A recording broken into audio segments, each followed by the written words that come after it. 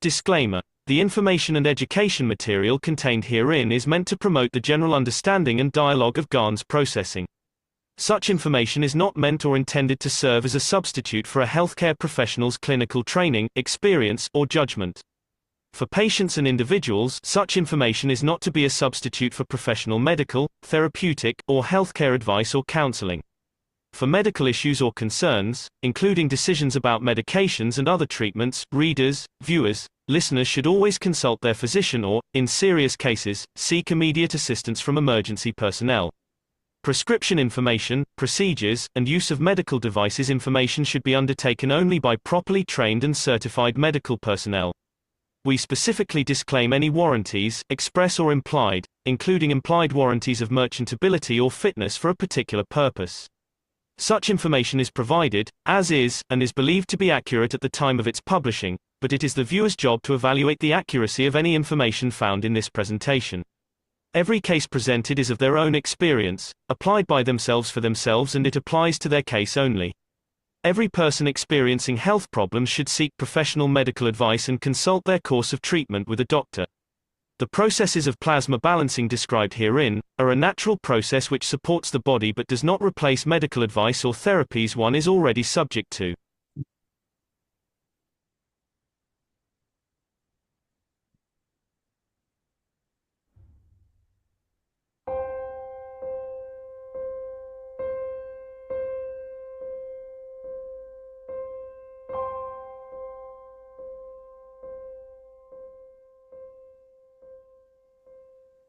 I hope I open your eyes to the dimension of life.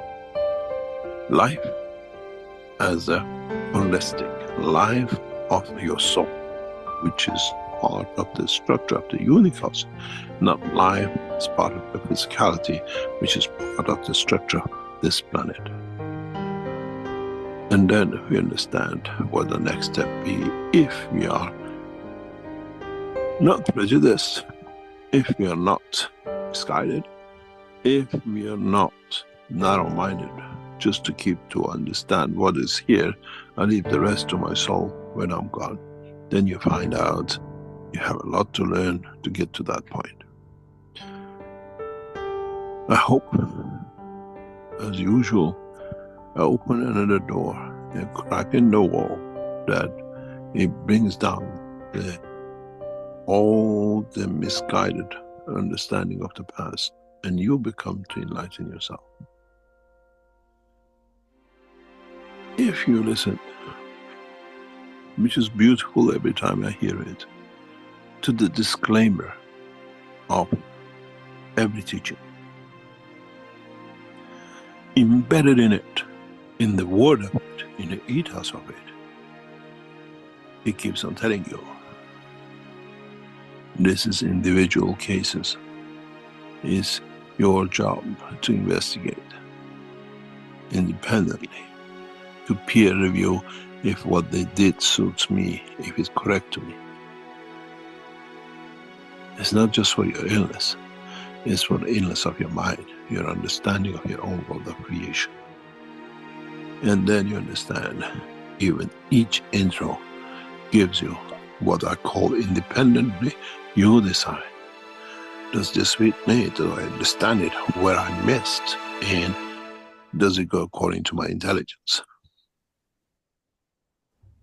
This is why we never have a peer review, because in the word of the disclaimer, it's your job to investigate to your understanding, and it befits you.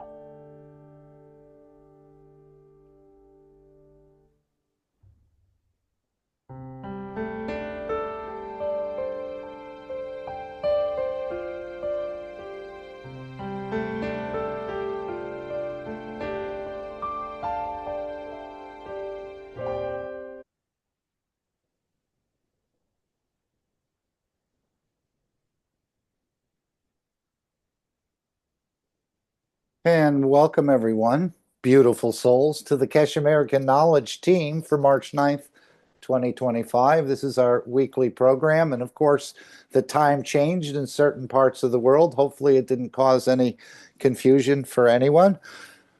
We'll be reviewing a bit of the 580 80th Knowledge Seekers Workshop. Again, very deep, a lot of drawings, and I think it's going to take us a minute or two to figure it all out. But we continue to try, and the more we try, I think the more the knowledge opens up.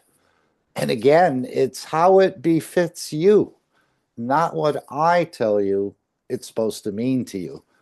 And this is the beauty of the disclaimer, as Mr. Keshe has often said. And it's part of your creation and the way you create. So there's no real cookie cutter formula, as I understand it at this point. And of course, before we move any further, we usually read together, in a way, the World Peace Treaty, which is seeming to become more and more into play. And we're actually seeing whispers of peace, if not sounds of peace, coming from multiple corners of the planet. And I think we'll see the world leaders start to sing this peace in unison, and it will spread across to the other nations in so many ways. This is what most of the lesser developed nations have been wishing for. And of course, not just to leave it there, but to bring in some systems which allows people to live as a man and not as someone without the comforts of the Western world, let's say, if we can put it that way. This is the World Peace Treaty. This is what the world leaders will sign. It's already sounding like they're signing it with the pen of their soul in a way, especially when they say, I want peace. And again, that may be false with some. They may have other motives, but just to hear it is beautiful. And I know that is a plasma, and that will interact with other plasmas. I think they're all ready for it. As Mr. Keshe said, man, is the week before we hadn't matured. The collective awareness hadn't been reached, but this week he says the man seems to have reached that point of maturity where he's ready to accept peace on the planet. And they're not going, the universal community in a way is not going to allow that opportunity to slip by. As he said, the entire structure of the Keshe Foundation has been set up for this specific time, that the new structure will start to replace the old structure. And he talked about the Keshe coins, and he talked about the TV networks, and he talked about the Universal Council, everything coming together, coalescing, almost the way the fields seem to come together. But this is our World Peace Treaty. You can find it at the Keshe Foundation website. You can sign it with a pen, or you can sign it with the pen of your soul. So just reaffirming our ethos together. Again, we're here to serve and not to be served. But this is part of the ethos of the Keshe Foundation, becoming peaceful. And more people are sort of talking about that. I know I just heard an interview with Stephen Greer, who said that we need to become peaceful to go out into the universe. We need to create this peaceful planet here. So some of the things many other people are saying are sort of in line in a way with the Keshe Foundation. Maybe not the complete understanding, and I don't think any of us have the full understanding of it all, but it's beautiful to see the planet start to move in this direction.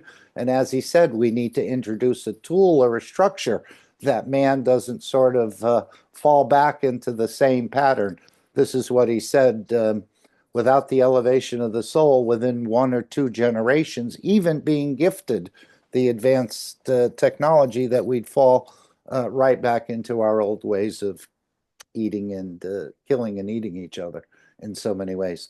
So we'll just read this. You can find it. It's between you and your soul, no one else, finding peace within yourself, and then expanding that outward and taking this understanding across the universe.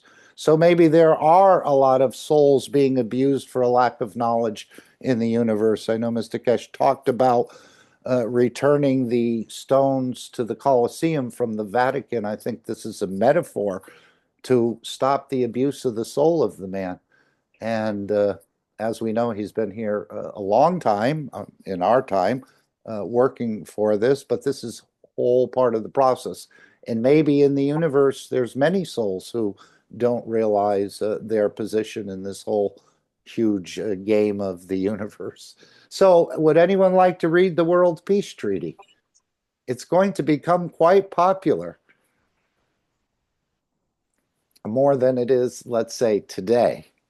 A lot of people don't believe it could happen. A lot of people do believe it could happen. But we ask you to add your energies into achieving a permanent peaceful condition on this planet. And again, that's not the end all, that's just the next step to get to the next step of interaction with the larger family. I'll read it. World Peace Treaty. We, as citizens of the earth from this moment on, except to lay down all tools of aggression and war. We shall never think about getting involved or incite war, or develop or use any tools of war on this planet or in space. And to this we all agree and swear with our nation, with our territory, with our council, with our religion, with our city, with our town, with our body, and with our soul. Simply put your name and your signature. The rest is pretty much self-explanatory. Again, on behalf of the nation? Is it on behalf of the territory, the council, the religion, the city, the town, or as an individual? Have it witnessed, of course. And after signing this treaty, be proud to display this certificate wherever you consider being important to you, that everyone can see and know your ethos to fellow men and the mankind and other created beauties of the Creator. Would anyone like to make a comment on this? It's simple, but yet profound. It seems all-reaching in a way. I don't think we'll see any particular wars in space, but on certain planets, as we understand, some are just discovering fire, some are just building tools and other things. So there may be something that needs correction, and you may play a part in that. But we certainly are getting a very good lesson in how it's done. And again, most of this work is not done overnight. As we understand, Mr. Keshe has been here for thousands of years, leaving one city, according to him, as an old man and appearing as a child in another. So this was all part of the continuing process of bringing and gifting technology and enlightenment to this particular civilization on this particular planet at this particular time. And other things, of course, have had to get in line, the communication system and others, to, I think, facilitate this in a grand way. But I know the universal community is waiting for the new child to come into view, and this is the process we're going. Some say it's a transition, and we're hoping the transition period will not last too long. But again, most of this is up to humanity to bring the change. And we have that opportunity every day at 9 p.m. and more often, depending on how you choose, to add your energies and to bring the change. As we understand, it's through our wish that we will establish the peace on this planet. So it's nothing you have to do as far as making signs or sending emails or going to protests, ending wars and the rest. It's all done on the plasmatic level. And of course, this is hard for many of us to grasp, that things could actually change just by using our emotions or our energies. It's not normally done that way. But again, we're bringing a new understanding of the way the universe works in the process of creation. So we can all be involved in creating peace on this planet, as I see it.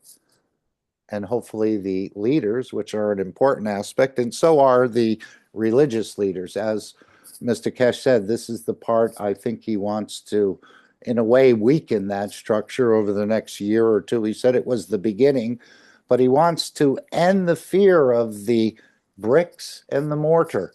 In other words, these buildings we call mosques, or we call churches, or we call temples, or other sort of structures, and where people are afraid to leave it because they may end up on the wrong end with the Creator. But it's a whole different understanding in the Keshe Foundation, where the Creator is you.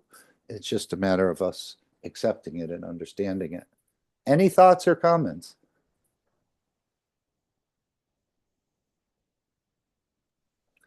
Okay, I said we were going to cover a bit of the 580th Knowledge Seekers Workshop, and we do have, in a way, an abbreviated transcript here. Let me just share this if I can.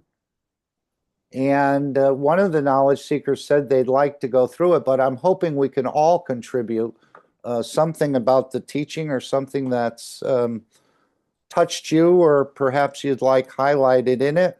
We don't have to spend a lot of time because I know we can go through these teachings for hours and hours. As he even said with the MAGRAV, it would be centuries, I think, before we understand the full working and getting the full whatever can be gotten out of this MAGRAV. I think that was in the workshop as well. So, if you're with us and you're not too much out in the beautiful sunshine in your area where you can't see the screen, otherwise I'll go through it or someone else can help. Do you hear my wind chimes?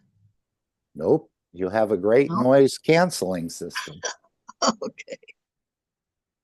I know you're very good with these computers like me. So is going to add a bit of her knowledge. I'll try to add a bit of my knowledge, and others can jump in, or we'll just continue to scroll through it. I've actually brought ask for you guys' contribution because I only went through the class once, in the written version. Okay. As you know, it's at 3 in the morning, and I have not had the time yet to go through everything. But aren't you going through enlightenment sessions on a weekly basis, going into the UBISO system? Is that enlightening in a way? Well, I can't put my finger on it exactly, but things are changing, but they're just changing, but not in the class, in the session, or directly after the session. So, okay, so it starts with the disclaimer, the beautiful disclaimer, as Mr. Keshe said. It's all about how this knowledge fits you. Test it and see if what you're being taught is correct. And of course, we know, as he said in this workshop 580, we had a very bad teacher. His name was Einstein, and he caused a lot of problems, even though people are still quoting him and referring to Einstein. And this is what Einstein said. Some people say he's wrong, but you can see how having a bad understanding of things can affect the others down the road. Einstein has been missing from the planet for a while, but his teachings and what people promote are still there. So that's why the disclaimer, it's all about you finding out how this knowledge befits you and how you understand it and how you apply it. And it's not what I tell you it means. I'm only telling you what I think I understand about it and what it means to me at this point in my development. Maybe later on, when my maturity changes, I'll see things differently. But as I've always liked to say, allow the flower to bloom on its own.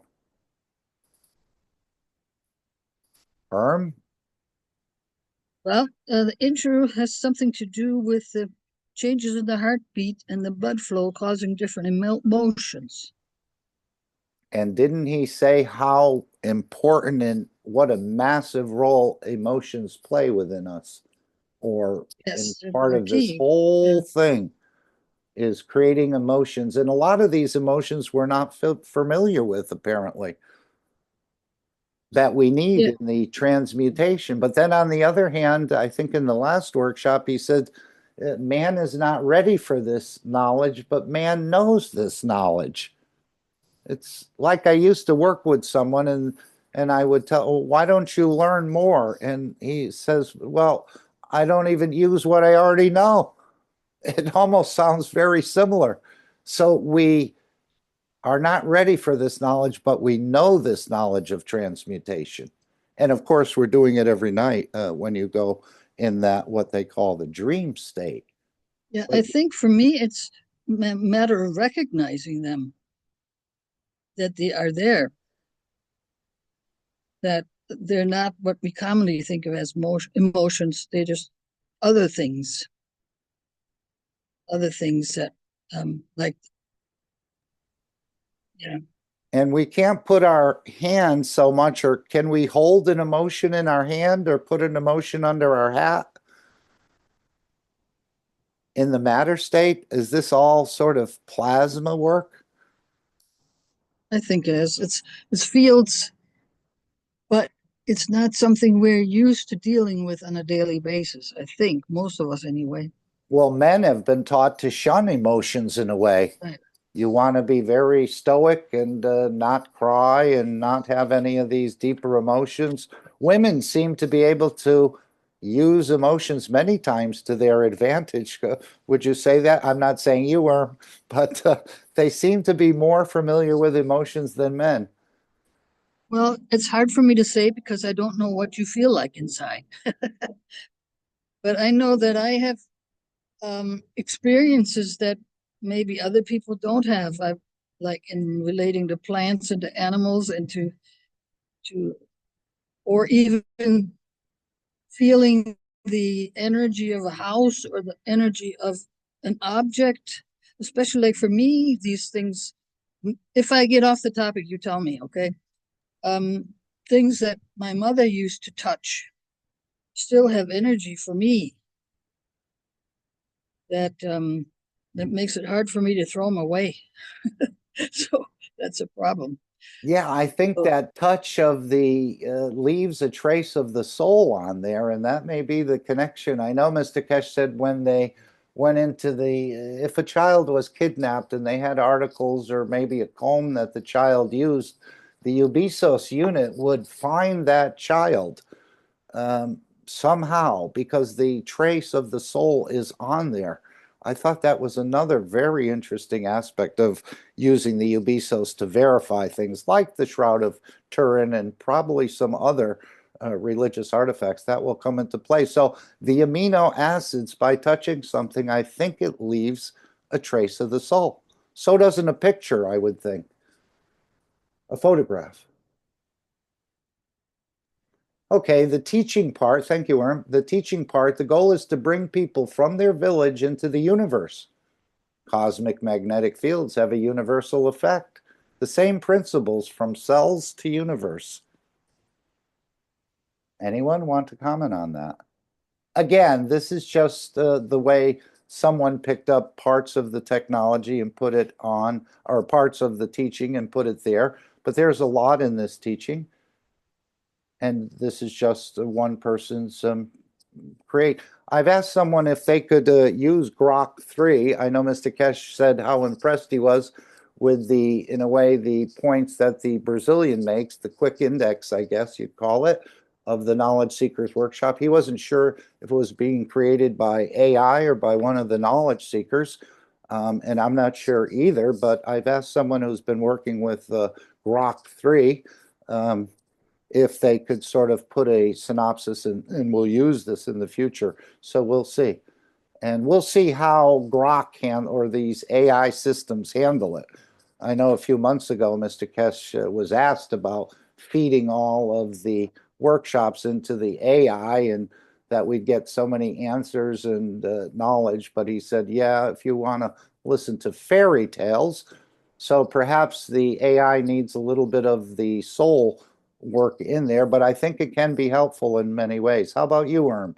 Do you think the AI could help us to, in a way, identify things? It seems to be quite good at a lot of things. it may very well be, but I am not familiar with it that much. Have been I'm staying not away either. from that I'm not stuff either. because Mm-hmm. I am not sure. I trust, but other people's do. So maybe one of these days I will immerse myself in that. And this is what Mr. Kesh started out with about how the technology, which they sort of had to get into Saudi Arabia in a certain way, that a princess was born without color of the eyes. And he was talking, do we actually need the eyes? Many of the citizens of the universe don't see that way with physical eyes. But apparently at the level or the eye of the soul, you can see just as clearly without physical eyes. And of course, you're not going to take those physical eyes in the universe, in the energy dimension, I don't think they're going to function. Any Yeah, thoughts? I've heard about situation where kids were taught to ride their bicycles without while they were being blind, and they were doing it safely. Right, and I've And seen others where they've trained children to guess certain numbers and do other sorts of tasks. So apparently it's only as we get older that we sort of rebuff these abilities that we have in a way. yeah, But and younger yeah, people are much more open to their powers or their understanding of the way they could work or try it at least. yeah. I tried something. I had my husband walk with me downtown on the sidewalk, and I had my eyes closed, and I told him when there were light posts next to me. And it was possible to feel those for me. I don't know. I could feel them on the skin of my arms or something like that. I don't know if anybody else has tried that. I had heard that was possible, so I said we're going to try it. It was possible. I don't know Well, how I much I can, would like to rely on it.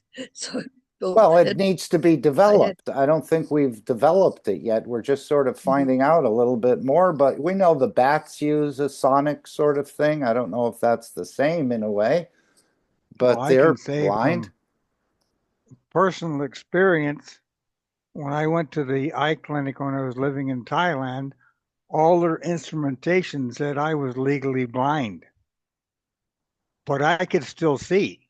And only after listening to all the teachings of Mr. Keshe did I finally realize I was blind in the eyes, but the soul's eye was giving me all that information through it, in heightened smells and heightened feelings and heightened auditory singles. And now that I have the cataracts gone and my eyes back, everything's enhanced. So it's also a whole new learning curve since I've got the cataracts to now I can see things before I used to rely on my feelings and hearing. So it's another new journey. So I was thinking, we want people to have their sight for sure, but did that sort of disable your other communications No, ability, or now you're no, able to work better with both? I'm better to work better with both because I know what I do now when I want to read from my Kindle device. I take my glasses off. I still have to have glasses because I had a lazy eye, so they still had that can't be corrected by the cataracts. That has to be corrected by another set of lenses. So I still read without glasses to strengthen the eyes even more. And as he said, the technology that was used on this princess was actually developed into what we're seeing today in a way in the transmutation systems. This was sort of the opening forays in a way, if we could put it that way. and there's So, another experience I have, and that is with art. You can look at the art, and what is it? It's dots of paint on the canvas, but there's something way more that comes out of there, even without Gans painting. There's much more energy that can come out of there. I had that experience. My dad was an artist, and whenever I went back to Germany and stayed with him, I slept on the floor in the studio, and I was surrounded by the latest paintings, and I was just overwhelmed by the energy. So I know that is there too. I would think a painter does put a lot of its energies. I know Mr. Keshe said cooks do that. You can Yes. almost taste when the chef is angry in a way, or the chef is very happy and peaceful and calm and giving. Sometimes he said the chef puts, I would imagine the emotion is there from the painter or the one that created that. Yeah, and I always said that in his painting, embedded in there is a whole bunch of Western culture, including philosophy and also Eastern culture. He was well versed in Eastern philosophy and poetry, and he read incessantly and could remember it all. as opposed to me. And it was all in those paintings very clearly for me. I could feel it. I mean, it came in through the eyes, maybe also through other ways. I wouldn't know right now if it came in kinesthetically, but maybe.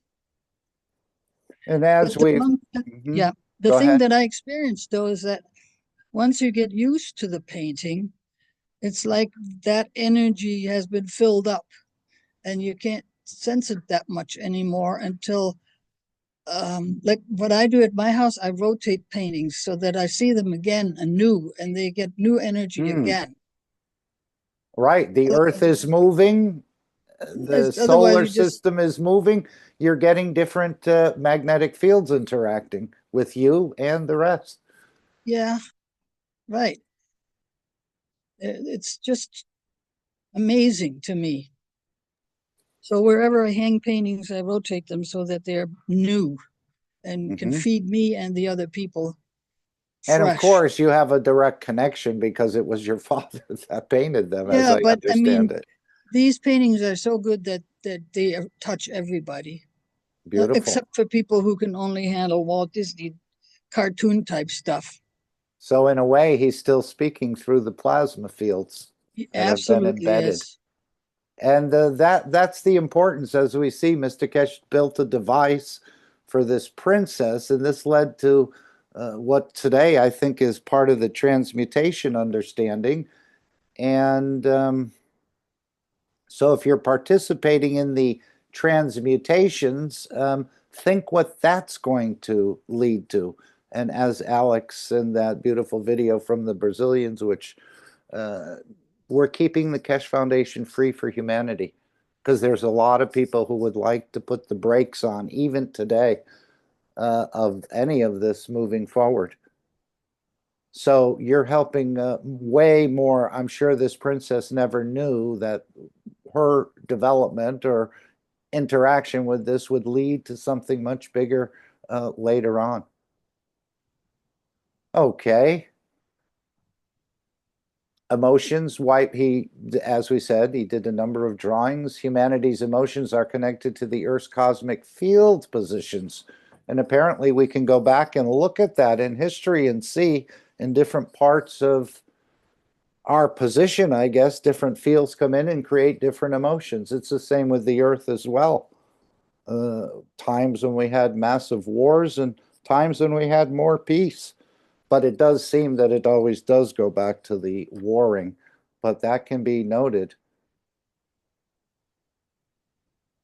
And of course, this understanding of, as we've always taught, the magnetic fields, aurora and many lights in the universe are caused by magnetic field friction, not just by stars. Neutrons also carry field strengths from planets. Field interactions lead to nuclear decay. Anyone want to comment on that? And we've always taught the fields come in the south and exit from the north, but now we know there's quite a few fields who go back into the structure. And this flowing, this back and forth, creates some sort of friction, which creates some sort of translucent light or energy packs in the universe. Not all of them, again, go out. Some come back in, and some that go out go into the universe. Some return to the sun. Some return to the planet. But they're creating these energy packs, which apparently create a type of translucent light. And it works the same way. As he said, the galaxy is facing the center of the universe. And this is where the light is coming. And apparently light is created on the surface of galaxies in the same way the sun creates light on the atmosphere of the Earth by the interaction of the Earth's fields and the sun's fields. Okay, let's continue. Anyone else want to add anything? Something must have been triggered listening to this.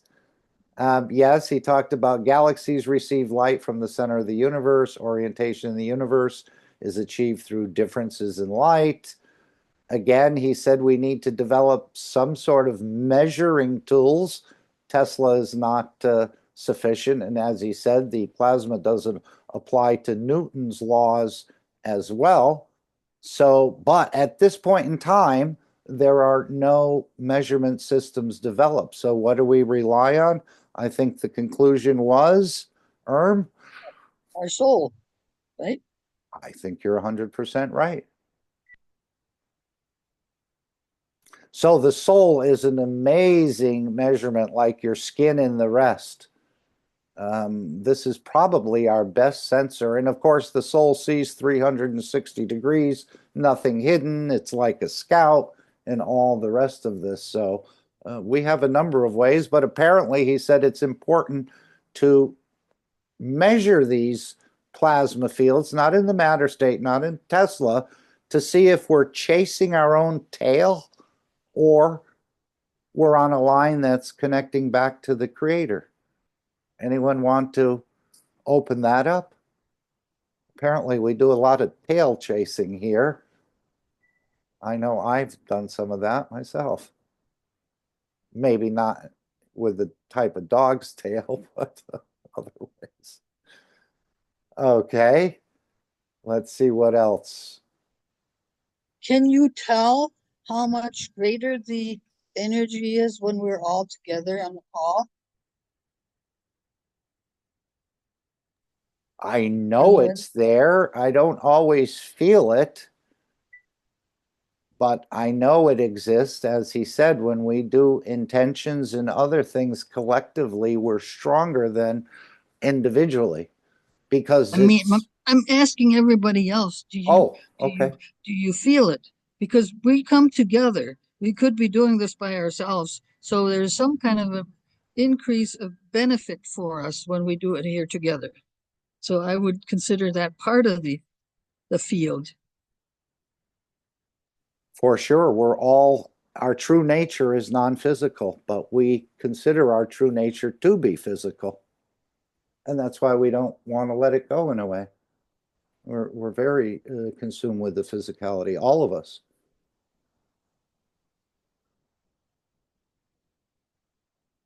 So we definitely need a new type of measurement scale. And as he said, we're measuring things in the transmutation systems to see when people are ready or getting close to being able to transmute.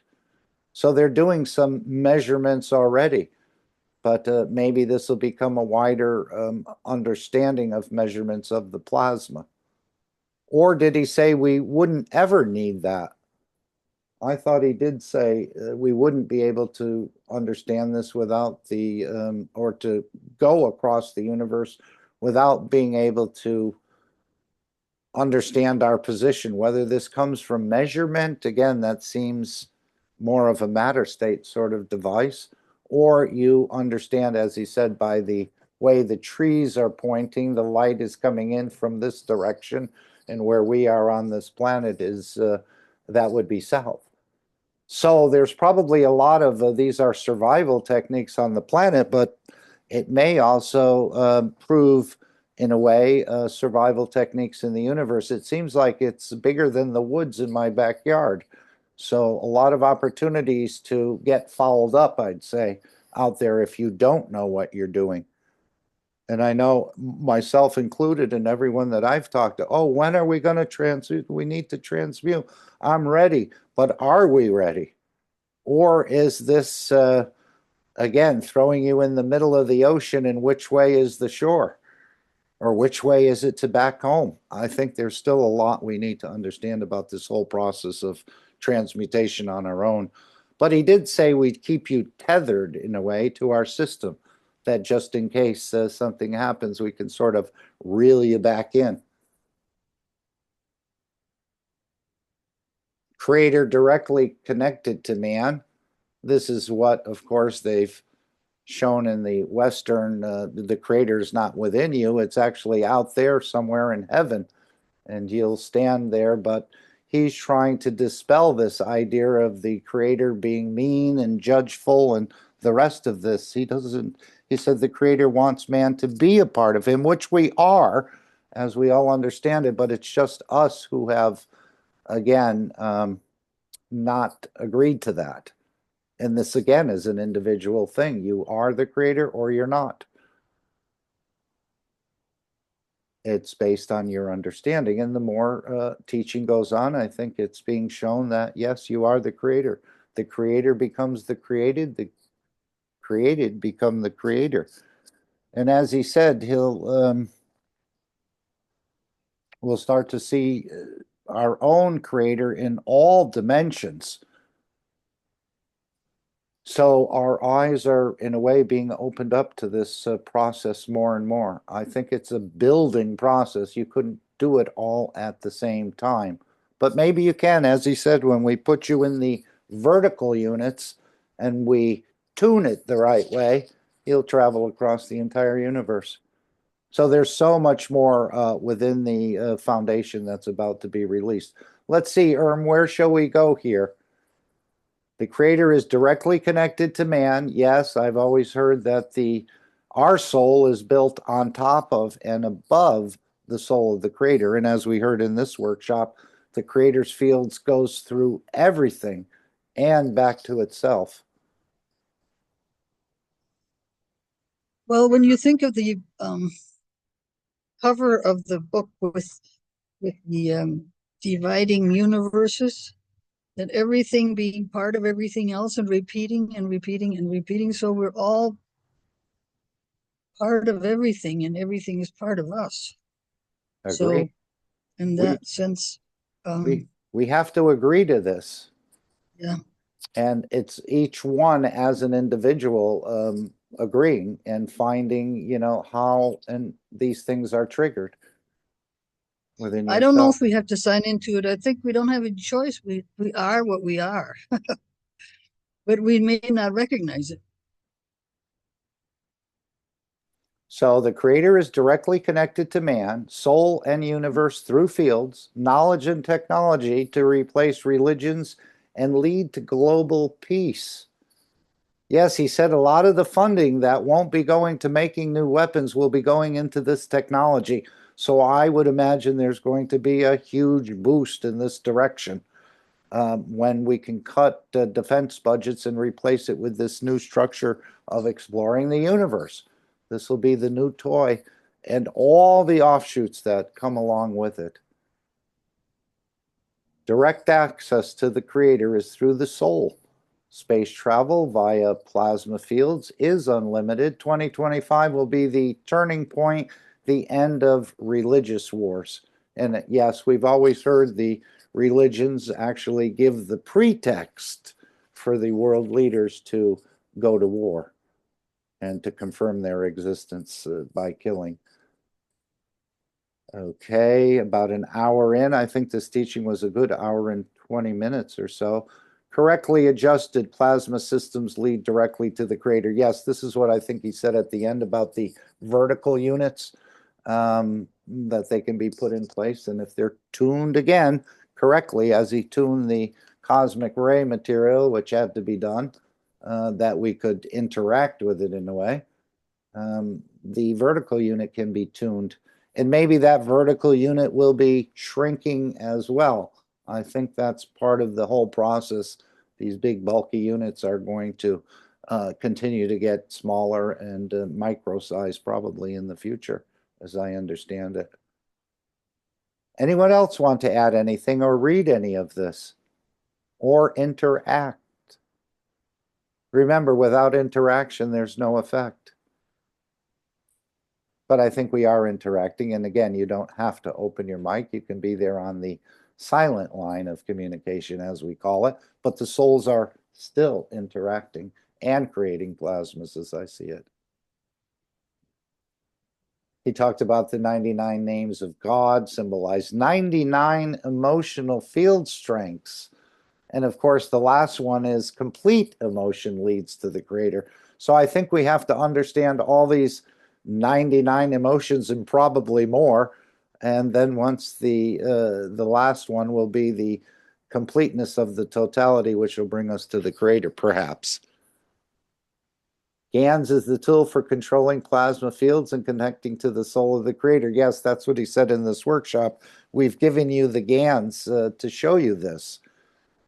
Perhaps it's just the energy transfer, or is it the GANs within us that we need to perhaps manipulate?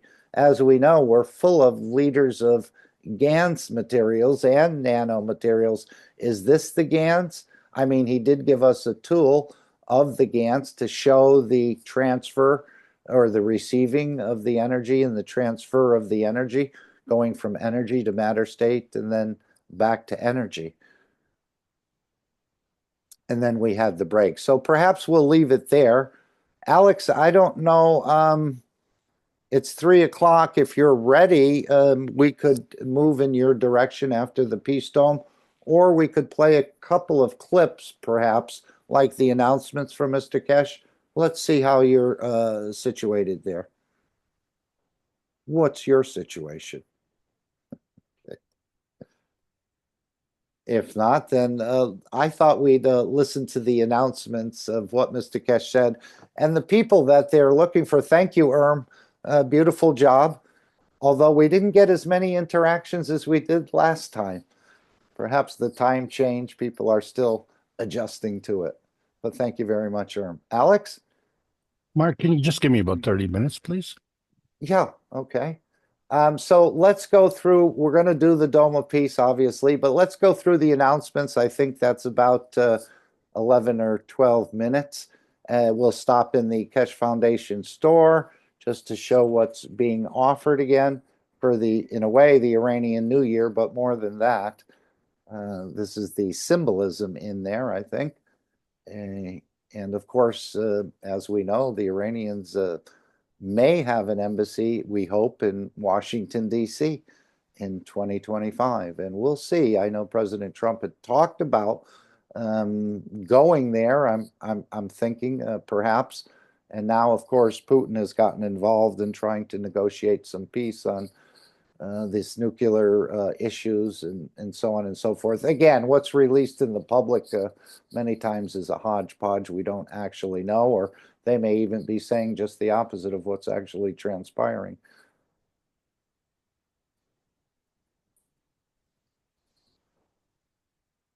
Okay, so I think we'll listen to the announcements if we can first. Let's just see. No, that's not the one I was looking for. I'm looking for the 580 announcements here. All right, let's make sure we're sharing that. We are. I think they've changed some of the workings of the Zoom. All right, here we go. So we're going to hear the announcements from 580. It's about 11 minutes. And then we'll go to a bit of the teaching, or if you have something you'd like to bring. I would love to go over the graphs sometime with the group because everybody has something to add. If you heard Mr. Keshe's explanation, but he didn't have a pointer to point exactly at what he was talking about, and this and the drawings that where he indicated, sometimes it covered it up, so I was backing up so that I wouldn't have his markings on there, so I could see what he was covering up with the markings. I went over it a couple of times to see if I could really understand anything that he was talking about. If anybody else has tried to do that, I would love to get somebody else's input on there too, if there's interest. Anyone want to explain a little bit more about these graphs? I mean, Erm, do you need a graph to tell you what you're doing or how you're progressing? I guess I want is to important. hear about it. I'd love to hear. Okay. I'm Yeah, sure I would love to as well. I'm sure there's knowledge seekers that can explain it. Is it the 580 I forget which one. 578? Yep. Yeah, there's a number. He's been showing a lot of graphs. The first one of the last three. Because then he explains it, but the last one he didn't explain it.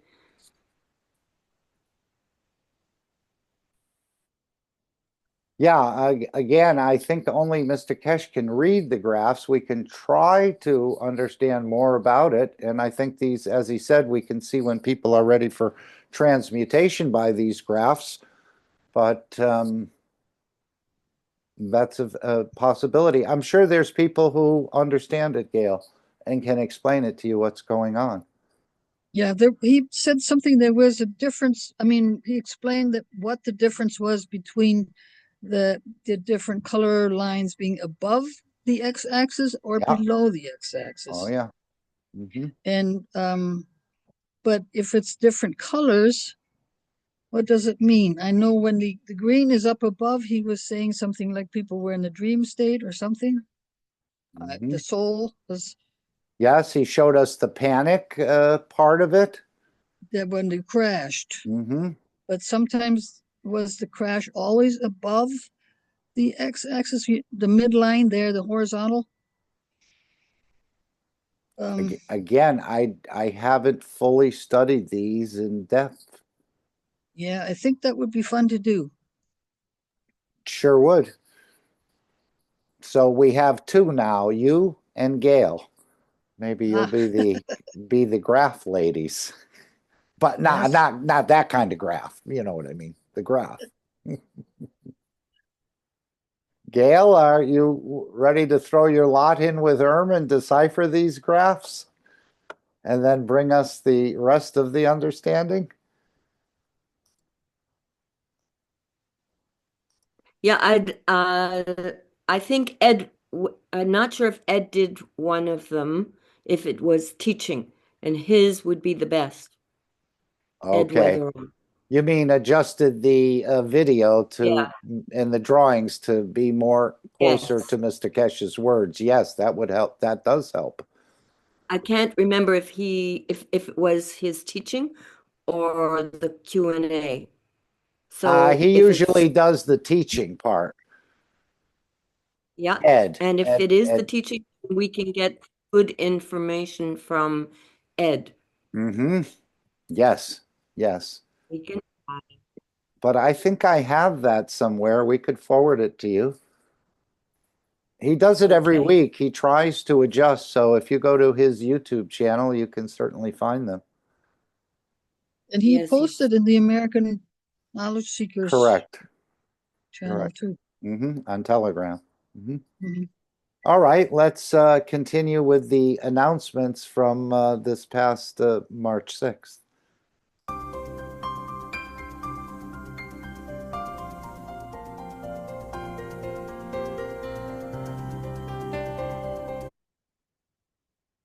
So I was mentioning to Ed earlier today, I see a light here. Is this a light or a false light? Is this the way towards the center of the universe?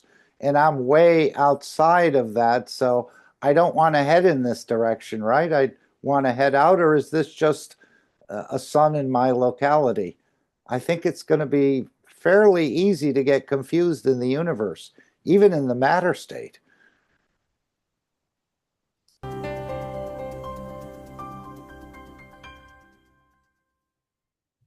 Okay, hello everyone. We're back at the 580th Knowledge Seekers Workshop and ready for the next part. And usually Mr. Keshe does have something to say before we begin the Q&A part. And I suspect today is no different. So please go ahead with any announcements or other further teachings you'd like to go forward with. Thank you very much. As usual, we're still trying to expand the knowledge and for more people to understand the process of the creation of this knowledge, which is important for us in so many ways, that we gradually open the knowledge in a different dimension. And hopefully, somewhere down the line, step by step, knowledge seekers will pick up this and expand it.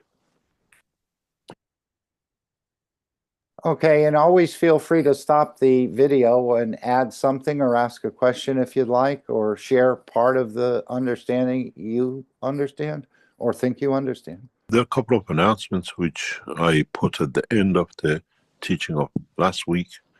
We will repeat this again and again in the coming weeks.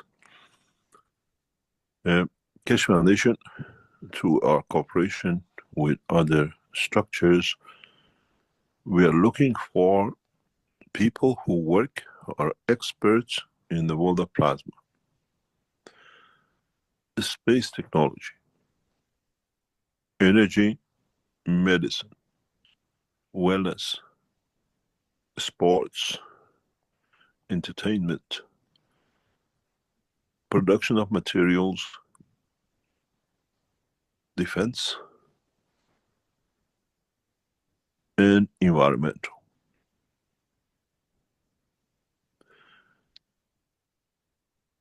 We want knowledge seekers who've been with us for long enough to understand the technology to become the teachers of the new structure of teaching,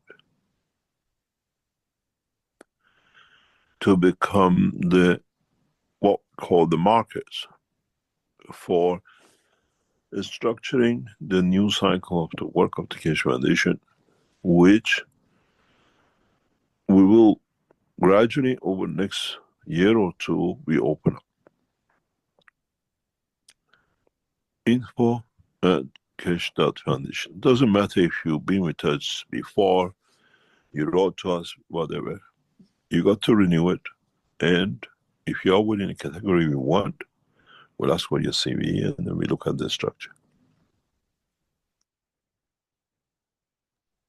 So there's a lot of opportunities, and even though you've written to the Keshe Foundation before, he wants you to renew it. And again, I don't think I have, but he did say it could be from a car washer to a housewife.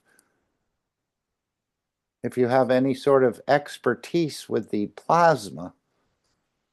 So again, yes. Does that apply also to people who are not familiar? I know some people who are into materials and coatings and things like that, but they don't know anything about the Keshe Foundation yet. Is that okay to have them? I would think anyone who, as he said, your souls will lead you to us. But I no problem in mentioning that there's an opportunity here. And whether it's part-time or full-time, again, I don't know what's going to, what these people will be working on. But there seems to be a plan afoot. Anyone else can envision what they see as far as transpiring here? With bringing experts in or people who are very good? He said with the plasma, except later on in the workshop, he said we had to understand the creation of the magnetic fields, the interaction. He said this will be brought in the future. So we'll have to see how it's played out. We haven't fully understood much of the working, I think, of the plasma. We are looking. Don't say, I just watch cars, what I need this for. Don't say, I just, what I call it, I'm a doctor, I don't have time. As I said to a knowledge seekers years ago, we'll bring you to it. Your soul bring you to us. It's time to bring the change. And you need knowledge seekers who understood the knowledge. This is what I said to a knowledge seeker before. And maybe has the truth in the work of the Keshe Foundation what to come. You're all like the first disciples because you learn the knowledge with the love and care, with the knowledge of wanting to bring the change. Don't look if you're a housewife and you understand all of it. Don't look if you're handicapped. Good knowledge does not have a handicap. It's only in the head of the man. And now it's time to bring that change. And somehow is going to bring the change we are looking for in the international market. The condition is set and getting set, hopefully within the next 2 years, to bring that change about. And we have to be there to support it with the new technology. Otherwise, we have failed ourselves and humanity to take that step towards opening the village of the earth into universal dimension.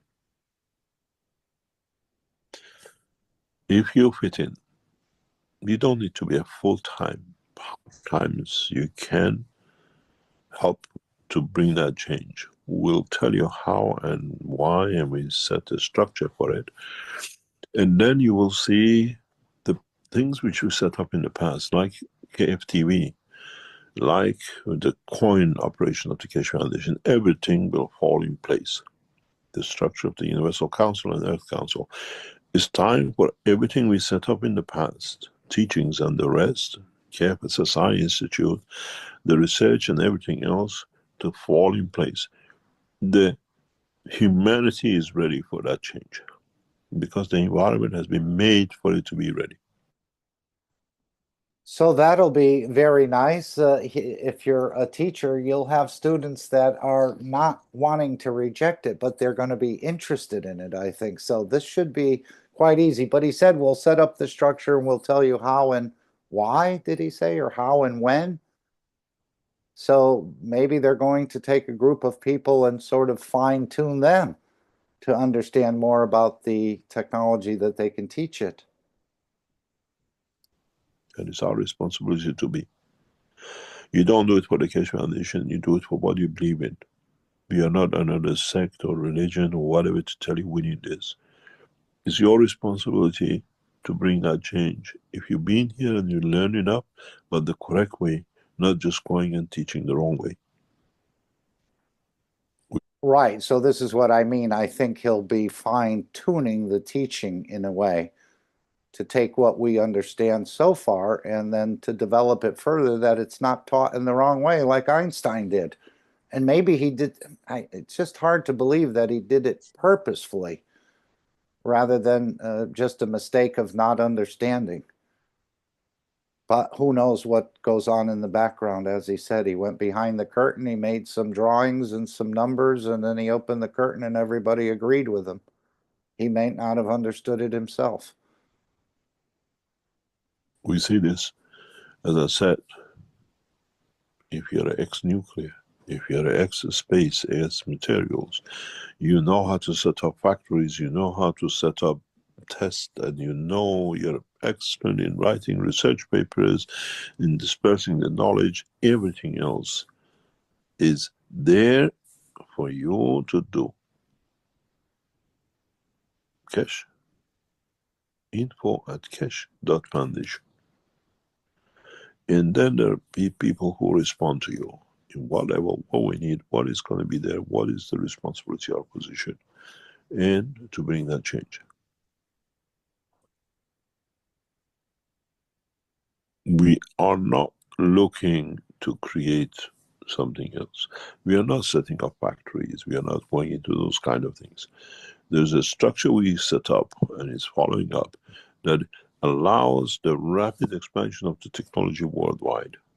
And we have the support of those who are there behind us to bring that support, that change.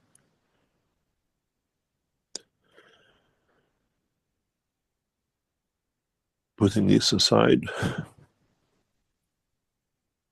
Keshe Foundation in its structure still is the same, and we are ready to serve. Not only ready, we've been serving long enough.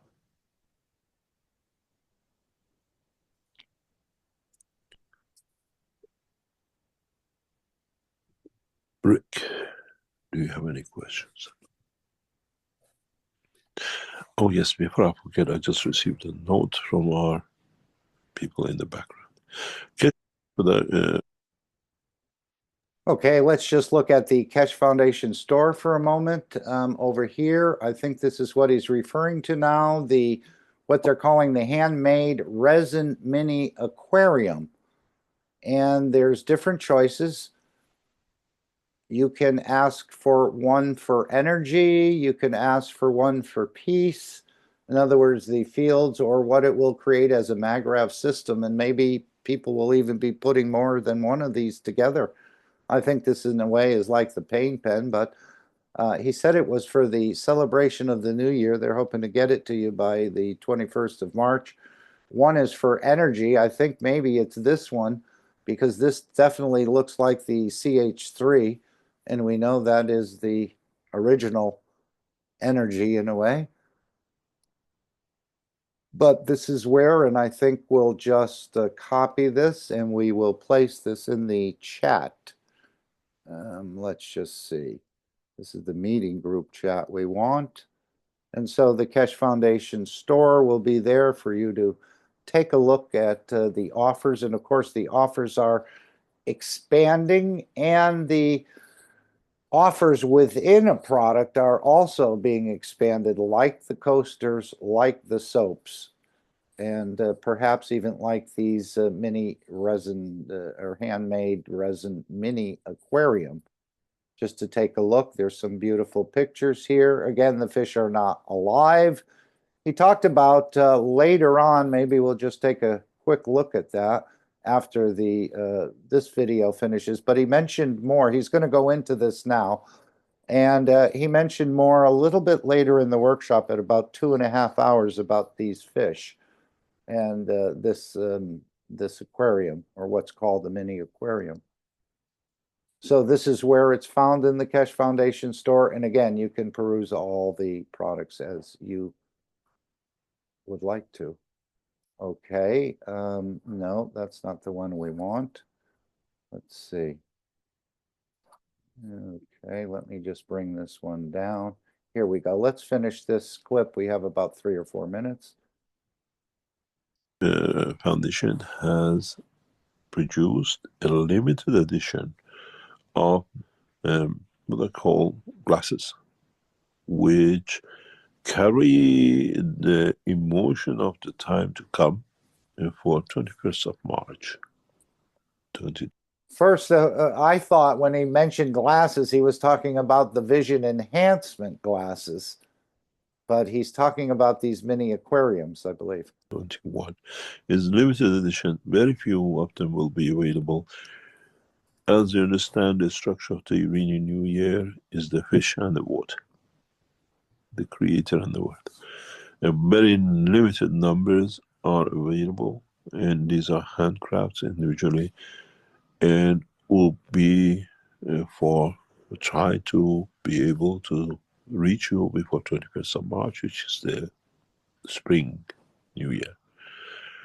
Then if you go to the website of the Keshe Foundation, you can see them. They all carry the essence of the creation in a different way. The earth, the wind, and the fire, or what we call the earth, the water, the air. Are these the items that you're talking about? Yes, Okay. yes, these are the ones that we talked to. Yes, it's under mini aquarium as the title for it, but there's many different shapes and sizes here of this cups, and one of the features of the new year is the fish. If you were in Sanya last year with us, happened to be the day after the end of the conference was the new year, and the Chinese brought out the fish and everything and set up a beautiful table for the new year. And this is what has been put by the knowledge seekers to show the beauty of the creation. Very, very limited edition, because it has to be made individually according to what you order to be able to reach you by time or by spring.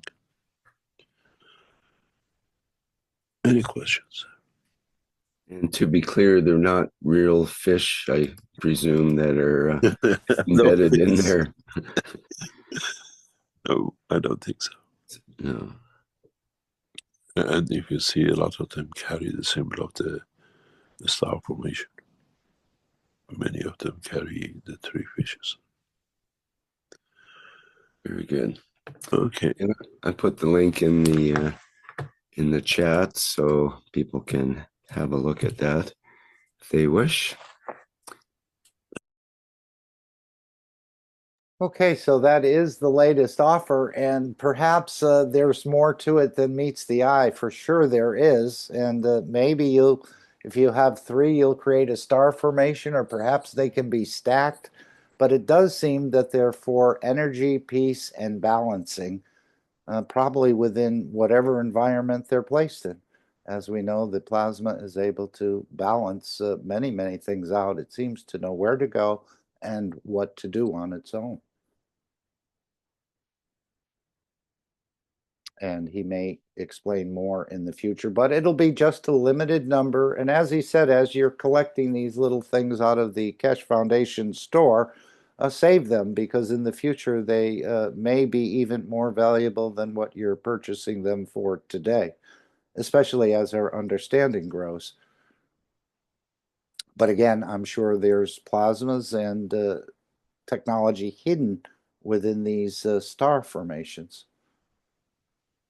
So that is the latest offer as I understand it. Any comments from anyone?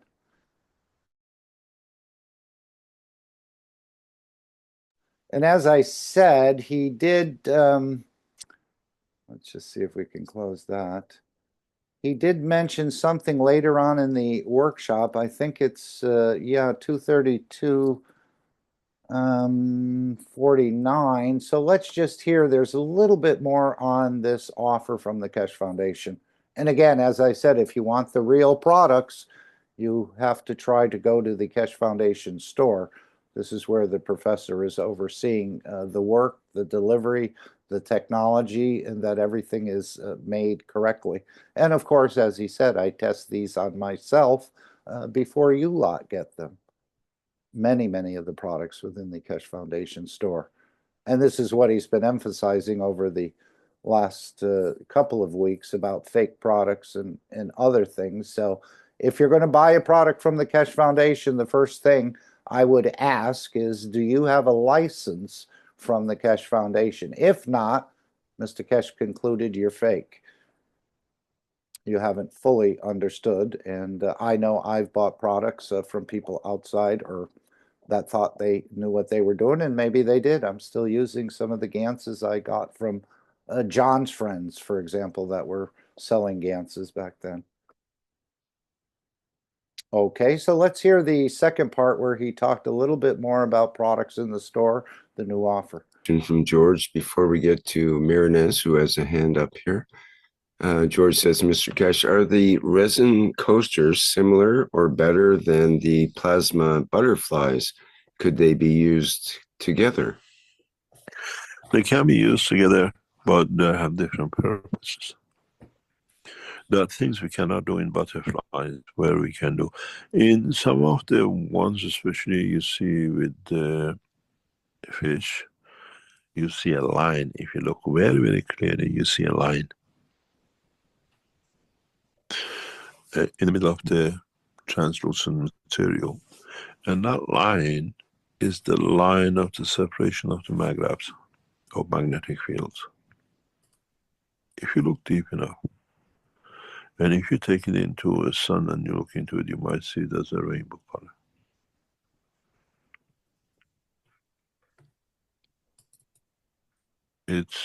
Does anyone know what he means by the separation of the magnetic fields? Has he separated magnetical and gravitational? I know we can't have one without the other unless you're working with maybe plasma dilution.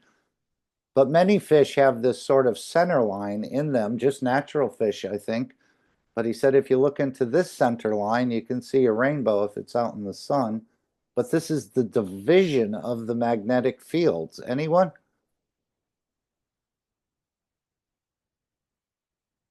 The separation, that center line. It's a normal thing. This, what do you call it, materials are like silica. And when you put a silica in a glass, you get this reflection. Then when you cut it, you see different reflection. You can see the more or less gases as energy in this material. You see them clearly if you have the eye for it to see it, to watch it. So you should see a rainbow color. We see that I explained that in the teaching before. We see that in diamonds when we do the silicon filling. When we put silicon in them, like the gels and the rest of it. And you know if the stone is real or fake. But in this case, you see the break in the line of the light, which produces like a rainbow, a spectrum in a different way. This is where your energy is a microvisor sitting.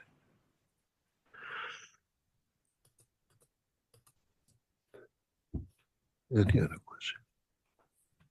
Okay, let's get to Mirna. Okay, and there's probably more, as I said, than meets the eye with these products. We know they're for balancing peace and energy.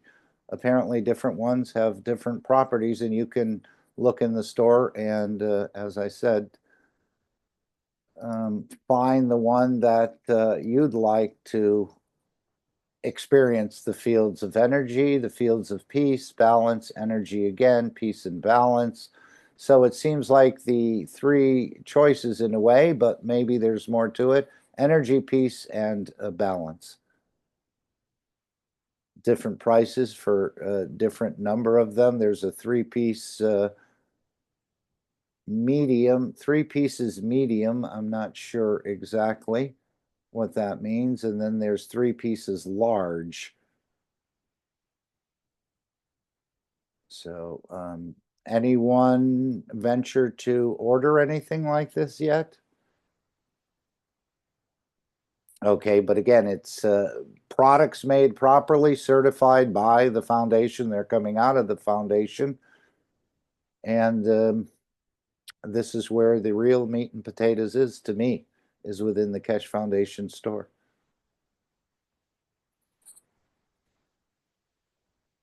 Okay, shall we create the Dome of Peace again? I know it's past the hour. We went a little long. I'm sure Alex is ready, but we every day at 9 p.m. and again, time will change since we've moved our times. It's we're not 6 hours behind now, we're 5. So we're collectively gathering, and as Erm has said, on the energy level, we're much stronger together, whether we're actually in a meeting or we're meeting on the energy dimension. Collectively, we're stronger, and it creates a broader spectrum of fields. As he said when we were making Cup 1, to make a number of Cup 1s and mix them together, because you have a wider spectrum of fields that can cover more of these energies or balance out these energies. So I would assume it's the same when the knowledge seekers and others are together. The collective awareness of humanity will bring that change. So you can join us on a regular basis. But the first step of creating the Dome of Peace is to use the Gans waters. And if I could, I'm just going to see if I can read something that the Brazilians had put in here. And of course, it's about releasing Gans waters. And we hear here in the telegram, I'll just read it. For years, every Sunday and other days as well, you have been spraying Gans around your cities and putting them in the rivers and wherever. By doing this, you've been adding to the energy of the planet. Ganses are literally like a sun. So you are bringing balance to what this planet has been short of in the field strength of its creation. The lack of energy from the planet has meant that man has had to get the missing 20% of the energy he needs by consuming packages energy from the plants and other animals. And this is from MT Keshe in the 467th Knowledge Seekers Workshop. So knowledge seekers from all over the world are called to spread their plasma waters every Sunday at the same time. Let's together create the Peace Dome and bring the change to the planet. And again, it's for your physicality to do, but the releasing of the water does a lot more work. Your physicality is just to make it, put some intentions in there, and then release it. And as I said, the Gans has intelligence. It seems to know where to go and what to do when it gets there. So let's just hear from Stefania. Thank you. And this is the first step in creating the Dome of Peace. I don't know if anyone wants to read this Dome of Peace. Anyone want to offer? I With a will nice read it voice. for you. Okay. This is what came in and what is now become a pattern. This is from a guy, I don't know him, but it says, please remember this Sunday and every Sunday from now on. till we raise the soul of this planet to a peaceful planet. Keshe Foundation knowledge seekers worldwide will spread the gas waters around the world at 12 p.m. Central European Time and or 18 p.m. Central European Time every Sunday at the same time as they choose which time to suit them. Thank you for participating in this greatest movement by the soul of the man to bring about the peace on this planet as the permanent feature of the life of this planet. Okay, quite easy to do. I'm pretty sure everyone here has made GANs, and we're using the water of the GANs, something for the physicality to do. And again, put your intentions in there that it elevates the soul of the planet. As we've heard, this is what's left us in a way short, that 20%, which forces us into taking other creatures, other entities' energy to sustain our own. So that's the first step of creating the Dome of Peace.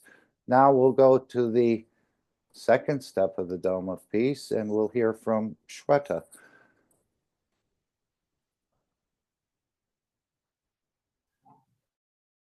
Anybody wants to read the Dome of Peace? I mean, beautiful souls. Here. Okay. I'll read this beautiful presentation of Dome of Peace. And the Dome of Peace is already here. All the knowledge seekers, truth seekers, lovers of humanity has built it in a way, spreading the guns, loving each other as shareholders. So I will read this as please remember, every Sunday from now on until we raise the soul of this planet to a peaceful planet, Keshe Foundation knowledge seekers worldwide will spread the Gans waters around the world at 12 p.m. CET and or at 18 p.m. CET every Sunday at the same time, as they choose which time to suit them. Thank you for the participation in this greatest movement by the soul of man to bring about the peace on this planet as a permanent feature of the life of this planet. Mr. Keshe suggests we add the next step to create the Dome of Peace with power of the souls, as we have already going through this with the 2 eyes. And we ask you to spread the Gans waters each Sunday. Now we give you a new path. Now try to unite each other's souls. Try to elevate the souls of humanity, soul of humanity, through your own soul to a level that no one can touch, the embodiment of the human race. So beautiful. Choose a time where all of you come together on the soul level in a state of inner calmness. At that time, don't spread the water of Gans, but spread your soul. Unite, and in time, we will make a new race out of the soul of man. And then, instead of doing it once a week, do it all the time. Keshe. Okay, thank you, Shweta, and thank you, Stefania. And just to bring up, there's a couple backgrounds from the Brazilian language community that I like to show. And this is, again, the invitation to join them on Sundays collectively. Again, everyone, in a way, is operating on their own. But the daily intention and the Wednesday intention is an actual meeting that lasts 30 or 40 minutes, depending on how much interaction happens. And you can join them. You can see all the different locations of the Keshe Brazil on Facebook, the Keshe Brazil on Telegram, the Keshe Brazil on YouTube, and so keshebrazil.com, another channel. So if you like to go to an actual meeting and interact with the others, and again, do these daily intentions on Wednesday and the other intentions during the rest of the week, feel free to join and hook up with the beautiful Brazilian knowledge seekers. I see we have a few of those knowledge seekers here now. So thank you for your attendance. Well, at least one that I see. And of course, they're very busy as well. Okay, so this is, oops, this is where we're going to just replicate what's done on a regular basis, let's say on a daily basis. I'm just going to bring this up. And this is what happens every day at 9 p.m. Central European Time when you're tuned into it or when you remember. But again, you can extend it all the time, more often.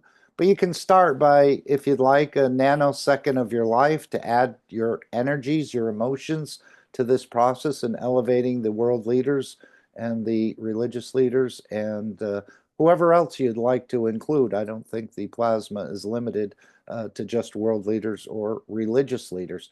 So every day you're invited to join the Keshe Foundation at this time. Collectively, we're stronger, and you may have the specific field that's needed. Remember, we're mixing or coming together as a bouquet of fields in a way. So your field may lead to an elevation or a process in the elevation of many. And so don't think you're wasting your time. You don't see any results because the beauty of this particular process here was that Mr. Keshe said no one fails this test. So even though we've fallen flat sometimes with the MagRav or creating other things like the self-charging flashlight and other sort of processes that we've worked on and we continue to work on, in this process, using your soul, collectively interacting, nobody fails this test, whether you're on your own or collectively. So that's the beauty, I think, of this whole process in a way. I didn't pull out the, let's just see if we can find the one we used for the 5 minutes of silence in a way. I don't see it where it should be. Let me just look in one other place and we'll try to put that background. But we're going to not take 5 minutes. We're just going to take 2.5 minutes if we can. And I think I've found it. So we're going to put this background up temporarily just before Alex comes in. So if anyone joins us, they'll know. But again, the Keshe Foundation is doing their part now. This is part of the process that the knowledge seekers can participate in and to achieve through their energies, through your non-physical dimension, which we're just opening up this mystery more and more every week of what is possible to do on the energy dimension. So let's just take 2.5 minutes and then we'll go right back to Alice. But this is the process that's done on a daily basis. And again, you can extend it to all the time, but you may want to build up to that process. Okay, so we're going to start now, just go into a state of inner calmness in a way, and switch over to your energy dimension, or you can operate in both. As Mr. Keshe said, the physicality is not involved in this process. So you can be climbing the mountain, driving the car, changing the baby, and just put in a second or two or extend it longer depending on how much you want to and how much it means to you to see the world peace. And you can do it all the time. So we'll start now. Thank you.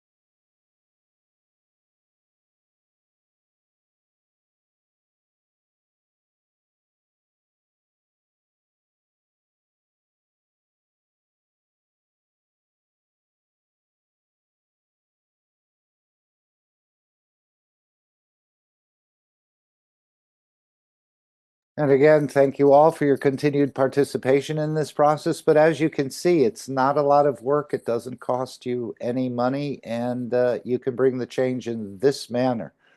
And of course, we need to expand the collective awareness of this process.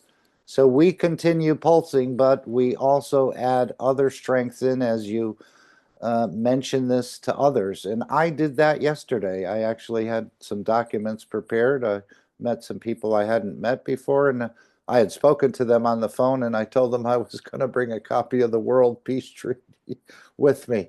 And so I presented it to the people that were there, and we talked a little bit about the Keshe Foundation technology, and they were saying, where do you get this sort of knowledge? Where do you get this understanding from? I didn't think I was saying anything that was out of the ordinary, but when people sort of hear something different in a way and explain to them, I think it rings true within their soul, and in a way that touches their physicality. I don't know how far they'll go with it. I told them we don't collect the World Peace Treaty. It's between you and your soul, but maybe I've opened up a process. They did write down the website and where to find some of the other teachings. So again, this is just the sort of work we do. And hopefully they'll join, starting with a nano. I always like to start with a nanosecond because that doesn't take much. And we know how we're so much takers rather than givers, but this is what this process is helping us in a way to reverse. Not that taking isn't important. It isn't just as important as I understand it, or what Mr. Keshe said at one point in time. Let's welcome Alex. Hopefully he hasn't quit us and he's still there, because I've delayed a little bit more than we agreed to. So Alex, if you're ready to come in, take over the screen, share a new teaching or a continued teaching on inertia, or I don't know exactly what you'll be sharing today. He doesn't confide in me, you know. But thank you for your presence and your continued teaching. Thank you very much for bringing us here, Mark. And as always, we need to get that delightful disclaimer out of the way. So let's do that now, and we'll get at her. Disclaimer. The information and education material contained herein is meant to promote the general understanding and dialogue of GAN's processing. Such information is not meant or intended to serve as a substitute for a healthcare professional's clinical training, experience, or judgment. For patients and individuals, such information is not to be a substitute for professional medical, therapeutic, or healthcare advice or counseling. For medical issues or concerns, including decisions about medications and other treatments, readers, viewers, listeners should always consult their physician or, in serious cases, seek immediate assistance from emergency personnel. Prescription information, procedures, and use of medical devices information should be undertaken only by properly trained and certified medical personnel. We specifically disclaim any warranties, express or implied, including implied warranties of merchantability or fitness for a particular purpose. Such information is provided, as is, and is believed to be accurate at the time of its publishing, but it is the viewer's job to evaluate the accuracy of any information found in this presentation. Every case presented is of their own experience, applied by themselves for themselves, and it applies to their case only. Every person experiencing health problems should seek professional medical advice and consult their course of treatment with a doctor. The processes of plasma balancing described herein are a natural process which supports the body but does not replace medical advice or therapies one is already subject to.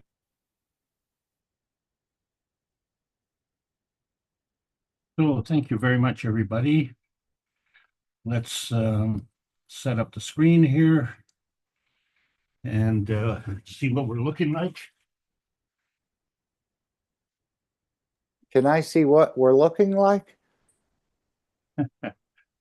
Not from here. We did that incorrectly again. I've never seen you before, but I've certainly felt you beautifully. Oh, we'll try this again. We're still on the disclaimer. Okay, now we have the Keshe Foundation, and there you go. You zoomed right in on it. Thank you, Alex. Well, perfect. We like perfect. Thank you very much, everybody. Welcome to the North American Knowledge Team meeting.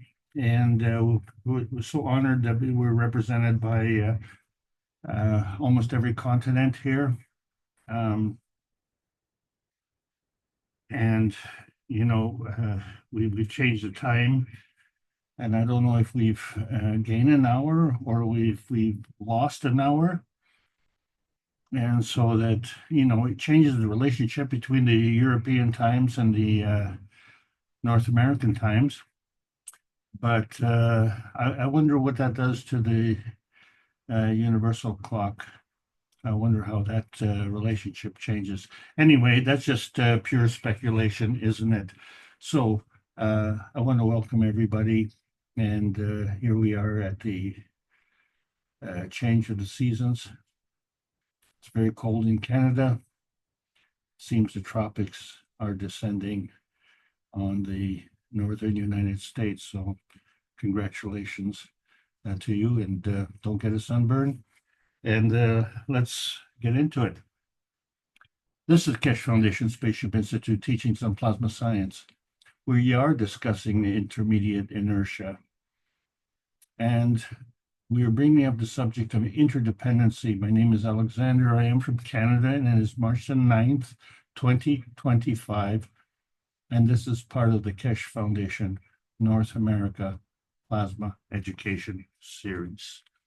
So we say it's the intermediate inertia, which is a continuation of teachings that started several years ago.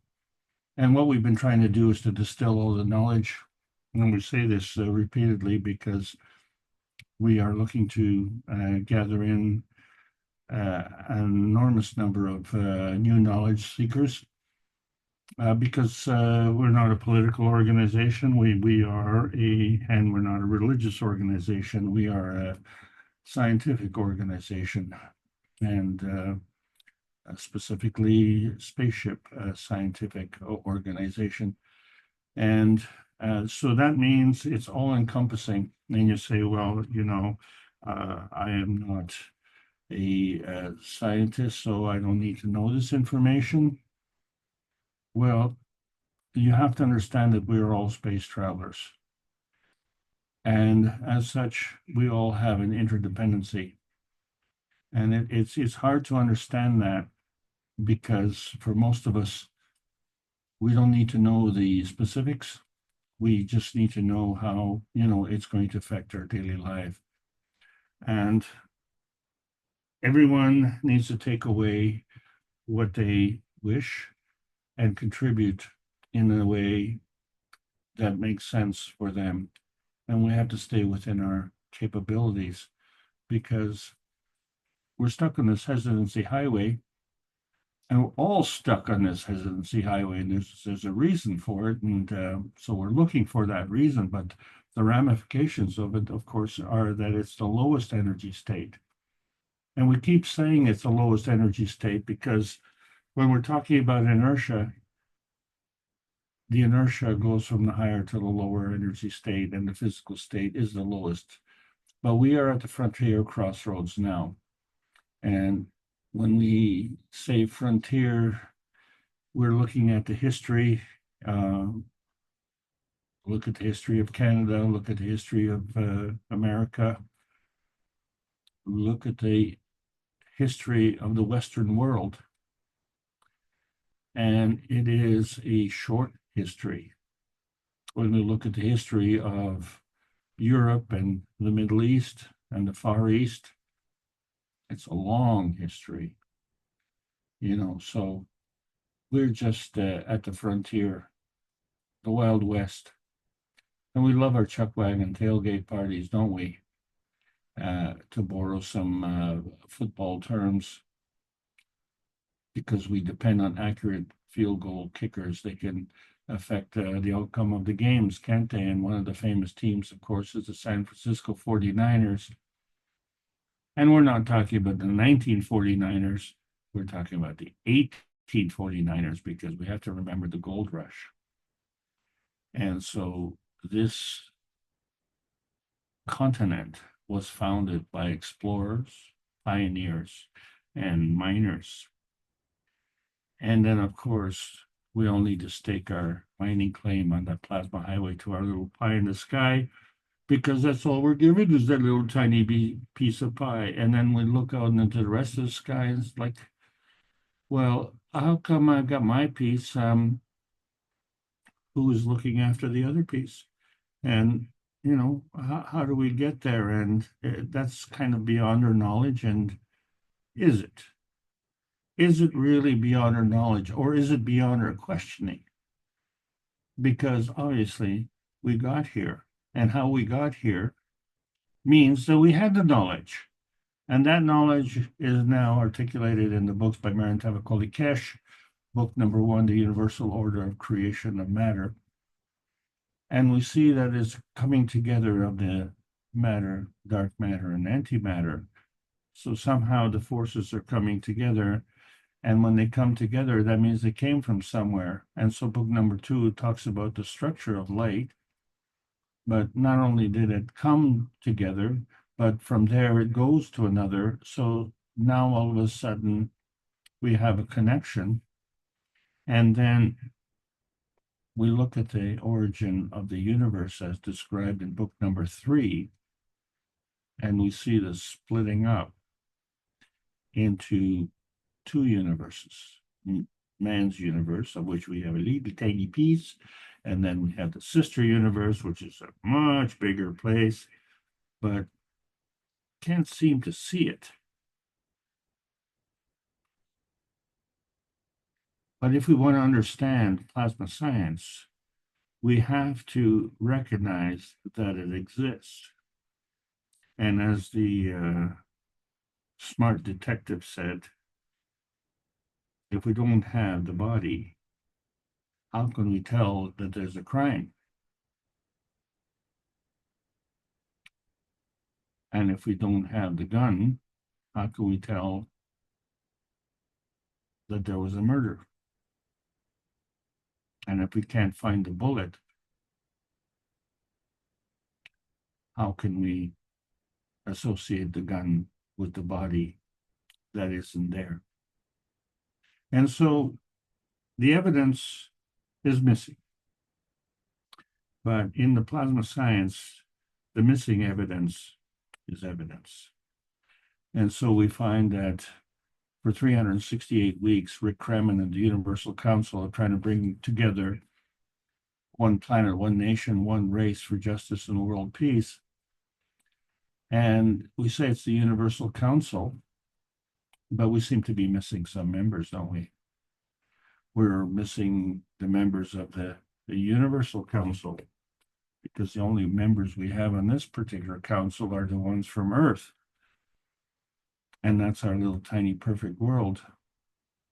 So when we bring all the members of the Universal Council together, then we can say we represent Earth, just like we're doing every week in the Knowledge Seekers workshops, and also in the other sessions like today, where we bring members from other continents together. So we all come together, and we have to follow the rules, you see.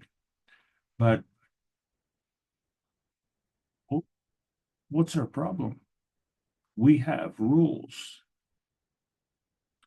And, you know, let's ask a serious question. I mean, seriously. Did someone read the 10 Commandments to the moose? That's a serious question. How about the 10 Commandments to the chicken? Or the dove? Or the fish? We have commandments. And we were shortchanged. Yours truly here only learned about 10. But now we are being exposed to the fact that there's 24. And why are these things being hidden from us? And how come some people know and some people don't? What is the problem? Is the education not universal? Or is the education for some and not for others? Or is it just a point of view? And so we're trying to get on the plasma highway. We have to, you know, pull out the map and see exactly where it is. And we find that it's a lot farther away from the earth and the physicality than we originally thought. But interestingly enough, we are able to get on the plasma highway on Earth because, you see, the transmission highway is an inertia field. And as such, we have frequency and we have pressure and we have heat and we have a nice touchy-feely environment. But there's a transition highway which changes things. And then, of course, there's a transmutation highway which really changes things. But, you know, it's a problem for us because it's not in our immediate sphere of reference. And so on a scientific basis, we don't see the connection of the plasma highway because we don't see the connection with the carbon inertia highway. So as we said, this is part of the intermediate inertia teachings, which is very, very basic. And so it's hard for us to get on this inertia highway unless we understand where are the entrances and where are the exits. So there's an anomaly here because there is a consistency with the basic physicality. We have carbon 12 as our physicality, but that carbon 12 is part of an inertia field. There's another carbon 12. We have to take that into account, but we don't see it. Or we do see it and we can't tell the difference. It is hard to tell the difference because they seem to be twins, but together it's carbon 24. And the reason this became obvious, not in the physicality, but once we got into the transition state, we see there's a carbon 14 and a carbon 10. And I said, wait a second, that's carbon 24 when you add that up. And it changes the ratio because the carbon 12 to carbon 12 would be a 1-to-1 ratio. Now all of a sudden we have a 1.4-to-1 ratio. And then if we go to the transmutation state, we have a carbon 16 and a carbon 8. That still is consistent with a carbon 24, but we have now a 2-to-1 ratio. And so we find that the ratio increases in strength because it increases in number. And so that indicates a flow of energy. And that's one of the things that we are always seeking. We're seeking energy. But it's a two-way street. And so we have a hard time defining which street is it. Because it could be on the coming street or it could be on the going street, or it could be a 2-lane highway, or it could be going in opposite directions. So many choices. And then, are we only seeing half the picture? Because we only see what we see, and although it sounds very obvious that we can't see what we can't see, but it's true, we can't see what we can't see. We only see what we can see.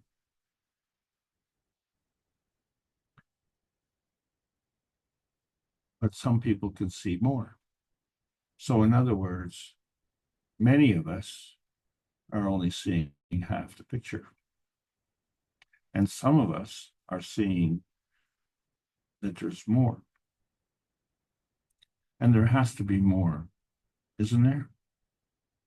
There has to be more. So everything that we see is actually a plasma inertia junction. And if we recognize that we have higher and lower energy states, then we could have a higher junction, right? Where we bring the transition matter from one dimension and a transition state from another dimension and bring them together to create another dimension. 1 and 1 is 2. But it could be a medium junction where a higher state and a lower state come together in the middle. Or it could be a low junction where the higher state and the medium state come down to the lowest energy state, which of course is our physicality, and that is the lowest energy state. So when we look at the plasma inertia junctions, we have to see that it's a coming together in possibilities where we could have the transition from a lower state and the transition from a higher state coming together at the point of another state. And so that junction is an in-between, a medium kind of junction. What causes the difference? We only see the difference, but we don't know what causes the difference. We haven't specified. And so to look at the map, we see the conservation of inertia, which involves transfer states. And we try and keep a balance between the magnetical and the gravitational. But if we look at the inertia field on one side, so there's a magnetical gravitational relationship, let's say in the GAN state, and then there would be a magnetical gravitational relationship on the other side to balance it. And it could remain in the GAN state, or it could be in a nanostate, or it could be in the atomic state, or it could start in the atomic state and elevate to the nanostate, or elevate to the GAN state. So there's all this convergent susceptibility, and we don't know why. And most of us don't get a chance to answer that question because we assume that there's a consistency. We rely on it. But some people consistently like a chaotic environment because it implies randomness. So how do we go from a random to a consistent? And so we ask, well, what factor is at play? And many of us don't ask that question because the religious community tells us, and we accept that. And the scientific community tells us, and we don't challenge that. And then, of course, there's a practical consistency. And this is good because you're born, you grow up, you go to work, you get old, and life is good. And is that it? Or should we be asking questions? Well, let's understand something. Who are we going to ask those questions from? So maybe we should ask the universe, because how was the universe created? And so we see that it exists from energy.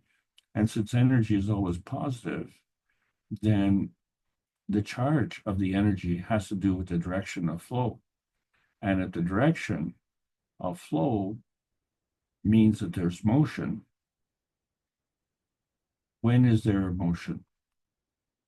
Well, we find there's always motion. And if there's always motion, then that involves all things. So when we talk about all things, that includes you. You are part of all the things. That includes the sun. That includes the atoms. And so when we see the universal order of creation of matter, the coming together of matter, dark matter, and antimatter, and we say, okay, well, all things are working in combination. So that's on one energy state. And it is in combination with another that is on the same state, energy state, but not necessarily, because it can transition to other energy states.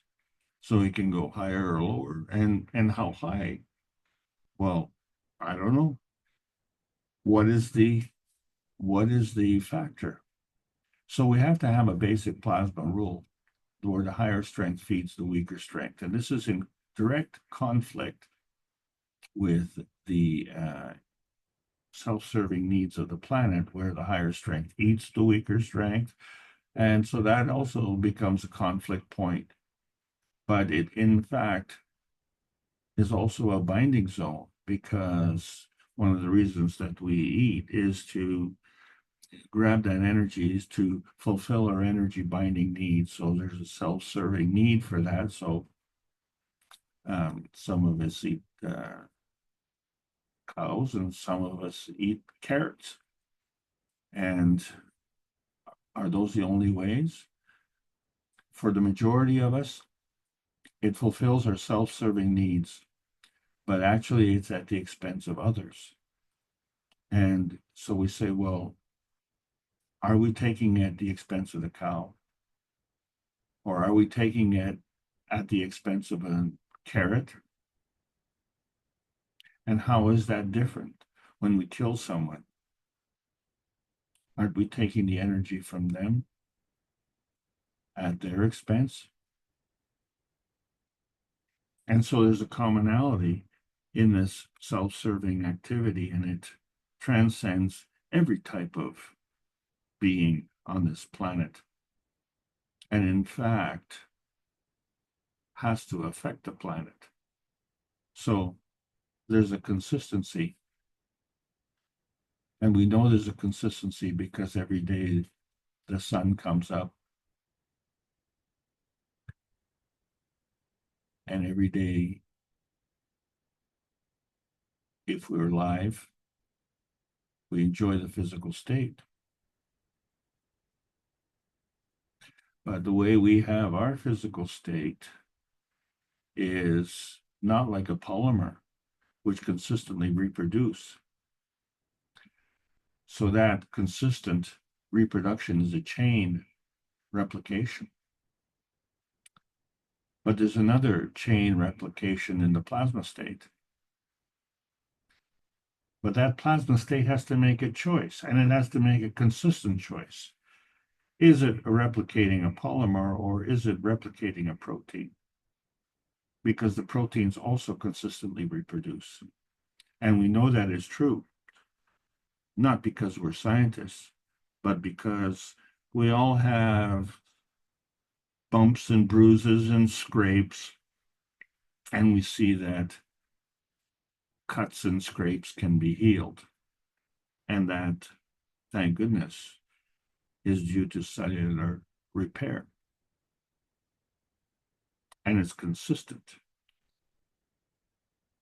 So there's a tensity relationship between what we call a maggrav, because it's in balance with the magnetic or gravitational field forces. And if they are absolutely equal, well, then you can't see it, because you don't know if it's magnetical or if it's gravitational. So the scientific community just deals with the awake state, right? And in that awake state, we believe in the conservation of magnetic fields, but we also have to take into account the conservation of energy. So we try and balance that off, whereas the spiritual scientific community takes into account the dream state and speaks of the spirit and speaks of the soul, and doesn't see the actual motor relationship between the spirit and the soul. So it's up to the plasma science to add to the knowledge, because it has to bring these two scientific states together. And depending how it's done will affect the rate of change. So the rate of change is not consistent. It's dependent. It depends on something else. So when we talk about us as four-wheelers, we are contained vehicles on this planet. And yet we go into our vehicles, which is another containment. So we are a containment within that containment. And we like to do that because we need the training wheels to understand the difference between the creation and the decay. So if we only see half the picture, then we only see the out-tensity. But if we were to see the other half of the picture, then we could see the intensity. But, you know, the fact of the matter is that in order to maintain this balance, there has to be a balance between the creation and decay, which is the balance between the out-tensity and the intensity. But that's on one side. Then there has to be a counterbalance of the natural decay and the natural creation, which likewise is a balance between the intensity and the out-tensity, although it could be a weaker field. And so the stronger field and the weaker field are bound together. And that creates an inertia bonding. And so we, as observers, interpret what we see. And not all of us see the same thing. So we kind of fudge things, don't we? So we're actually the inertia bonding fudge factor, trying to be a little bit more precise. We understand there's a magnetical dependency, so that is the rule of attraction, which is represented in our gravitational intensity. But that gravitational effect is a feedback. It's the repulsion, the magnetical out-tensity, which is part of the feeding. It's, wait a second. If we're giving out, how do we get fed? And if we only have the feedback, where's the feeding coming from? What are we missing? So what we're missing is the point of view. And if we look at the field strength of the electron and the field strength of the neutron, the combination of force fields are identical, but clearly the electron and the neutron are not of the same strength. So something is causing a difference. And we know this is true because we are all part of the humanity civilization. And so we're all dependent on each other because we're all part of the Earth space. But in order for us to have our self-serving needs, we have to entertain a contention. So we have to segregate. We have the Asian community and the Pacific and the African and the white, the black, the Latino, the American Indian. And so we're all interdependent. We're all part of the humanity. But, you know, we're all struggling to survive because we need to maintain our independence. So each of us is struggling to maintain our independence.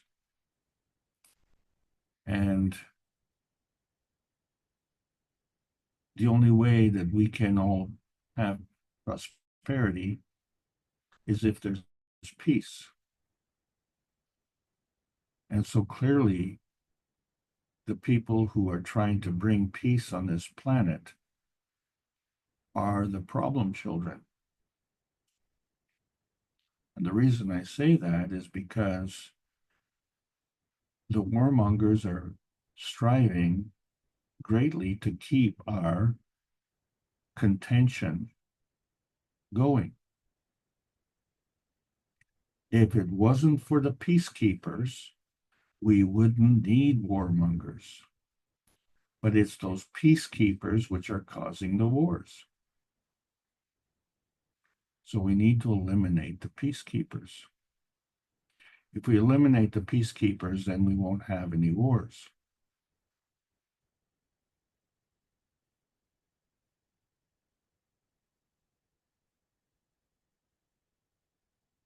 But then there wouldn't be a dependency.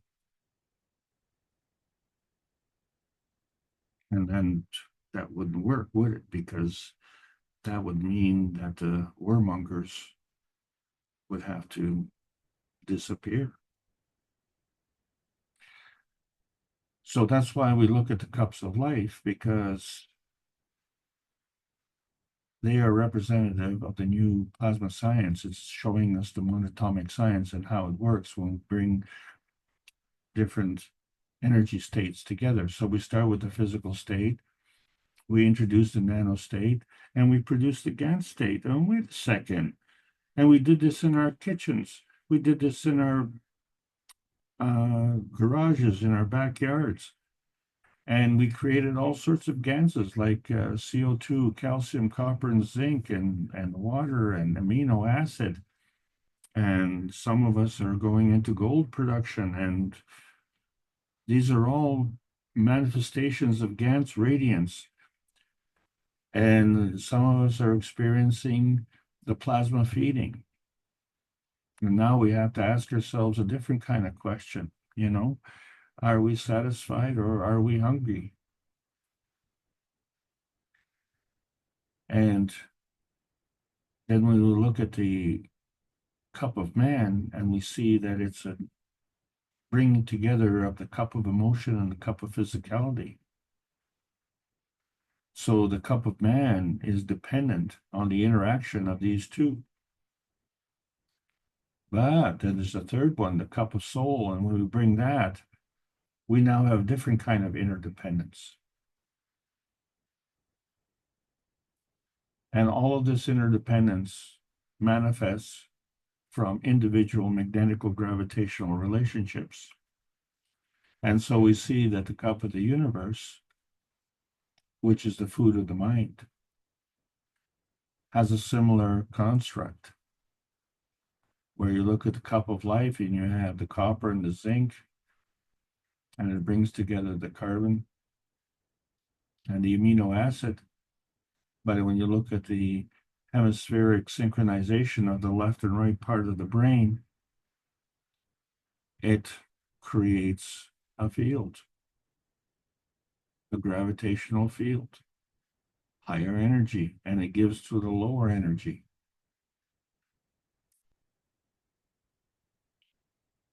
But that energy that it gives to has to already be manifest.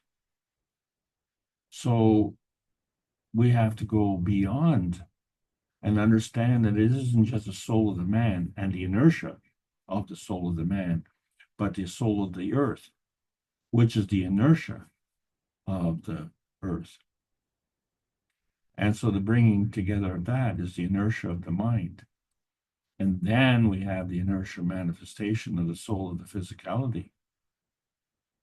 And then we have the inertia of the physicality of the man and the physicality of the earth. So we have an inertia of the mind. We have an inertia of the soul of physicality. And we have an inertia of the physicality. And so we have the grand central station of inertia of all the earth ganses. And they're all the earth ganses. And they're representative of the earth. But some of these ganses are representative of other planets. And so the earth planet is positioned, and it rotates in an orbit that has a positional consistency, and it is always consistent between what it is and what it is not. So we're not Venus and we're not Mars, but we're always in between. But then Mars has the same rules, and Jupiter has the same rules. Saturn has the same rules, but they don't have the same ganses. They have some of the same ganses. They might have more of the same ganses, different ganses. But one thing they all have a consistency is that the sun is at the center of the solar system, and therefore we could say the sun is our neutron. And we are all on planet Earth, electron. So we now see that there's an atomic dependency. One dependency is the neutron, the bringing together of the antimatter, dark matter, and matter. The change from the neutron to the atom has a different structure. It has an electron and a proton. And then there's a release of the PM tick, which is another change in structure. And so what we're seeing is a difference in size.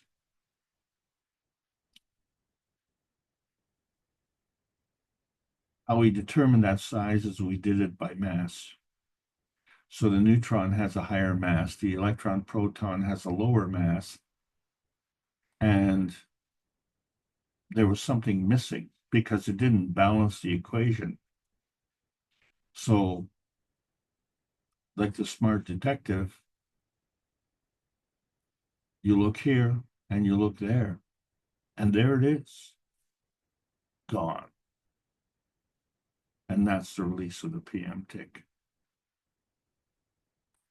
And so what we have is the Earth space range details, and they're consistent. When we say that they're consistent, they're all on Earth, and they all seem to be in a fairly specific place.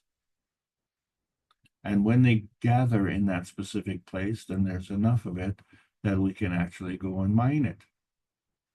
So there are copper mines and gold mines and silicon mines and aluminum mines and all sorts of mines. Gallium, germanium. So in the beginning, the neutron, the generic neutron, came before the generic atom and the generic PM tick, isn't it? Because it came from the darkness. And you look up into the sky, it's pretty dark. And as God said, let there be light. And so light came. And that was the principal matter, the PM ticks. And when it came, it created the antimatter, dark matter, and the plasma matter. And that was a convergence. But before it came, it had to come to a place. That place was Earth. So the Earth was also a manifestation of that convergence. So there's a convergence of the plasmagen with the convergence of the Earth space, which creates another Maggrav condition, which is a field interaction or inertia. And of course, it's gravitational. And so that is what constitutes the matter-plasma dimensions, where we have the physical dimension, which we can touch and we can see, but we also have a plasmatic matter, which we can't touch and we can't see. But one is the feeding and one is the feedback. And so since Since we can't see the feeding, we only see the feedback. And this is how we run our lives. We are feedback dominant. And are we doing the right thing? Or we understand that we have a core dependency, but there's another part of us. And we all know that we can cast a shadow.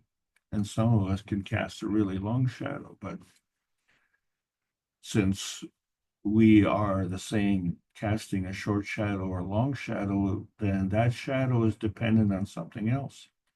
And that's the relationship between the electron and the neutron. Or is it the relationship between the positron and the electron?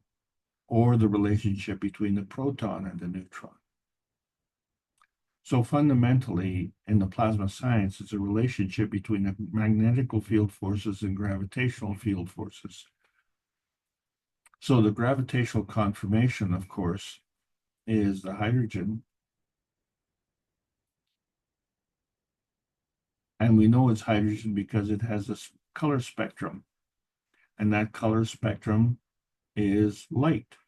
He said, let there be light. So let the light of the hydrogen show. And what it shows is actually what it's not. The bands in the emotion in the spectrum show you what it needs. And that is what it absorbs. But the emission spectrum shows you what it is. And the difference between two is the unique fingerprint. So let there be light coming to you, but understand, as the gravitational feeder, the gravitational feeder can feed the light also. Oxygen does the same thing, except that oxygen is a lot more gravitational than hydrogen. So, but the rules are the same. It has a unique fingerprint. So it is also emitting light. So we talked about dependency, and we've talked a little bit about the hydrogen, but the hydrogen always comes in pairs. Well, remember, so does nitrogen and so does oxygen. But there's a unique characteristic here, is that the hydrogen can be orthohydrogen, where the poles are aligned. And this is a problem because opposite poles attract and like poles repel. So in the ortho, the two north poles will repel. But you see the two south poles will also repel. So let's flip one over and create the parahydrogen. And so now we have the north pole on one being of an opposite polarity, opposite charge, and it'll attract. But wait a second, it's still a straight line because the other side is also having opposite poles, and it'll also attract, but equal strength. So the hydrogen molecule can have a covalent bond, despite the fact that in the pairing, the poles can flip. And this flipping is kind of important because when you start to create organic beings, they have to link up.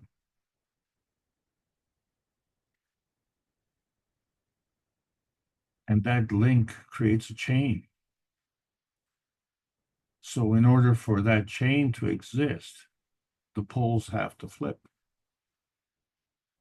because there's a covalent bond between, but then there's an existence of the essential Markov condition, which is to say a balance between the magnetic and gravitational field.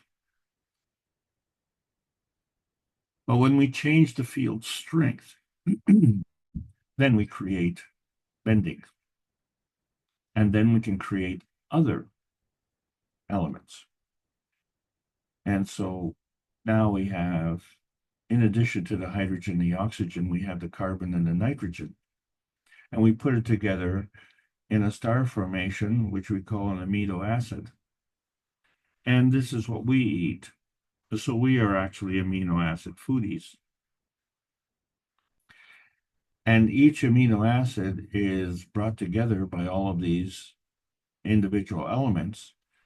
So these elements have a containment dependency. So hydrogen is hydrogen and carbon is carbon. But when we put all those together, they create an amino acid as a compound. And that leads to a cellular consistency. But the cells regenerate consistently, and the organelles in the cells regenerate consistently. And the organs regenerate consistently. So the regeneration is targeted consistently. And we say the nose knows. But the regeneration of the cells on the nose are not the cells from the toes. We have a targeting consistency. And yet all of the cells are made the same way. And so we have this plasma chain. And so we understand how the poles flip around. But then we have another problem here is because they are still in balance, but clearly the external tensity and the internal tensity are different. So because of the compression on the internal side, it creates an internal pressure. And so that becomes the gravitational side.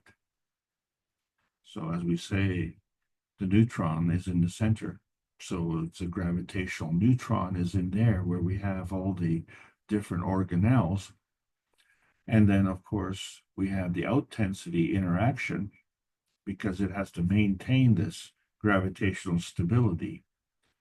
So there's a feeding and there's a feedback. So the difference between the two dimensions, which is the surface, is the volume, which is 3 dimensions.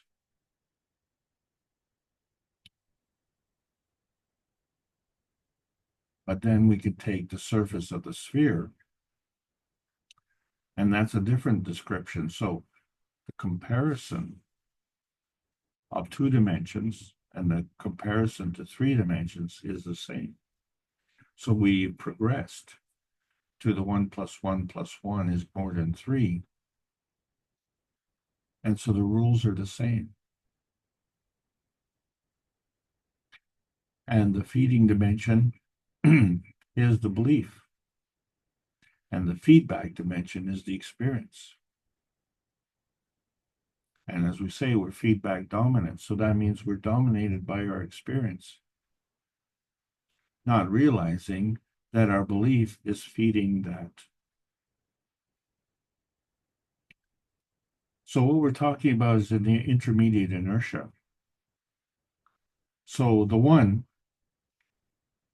+ 1 = 1. But from here, we have an inertia feeding of 1, but which one?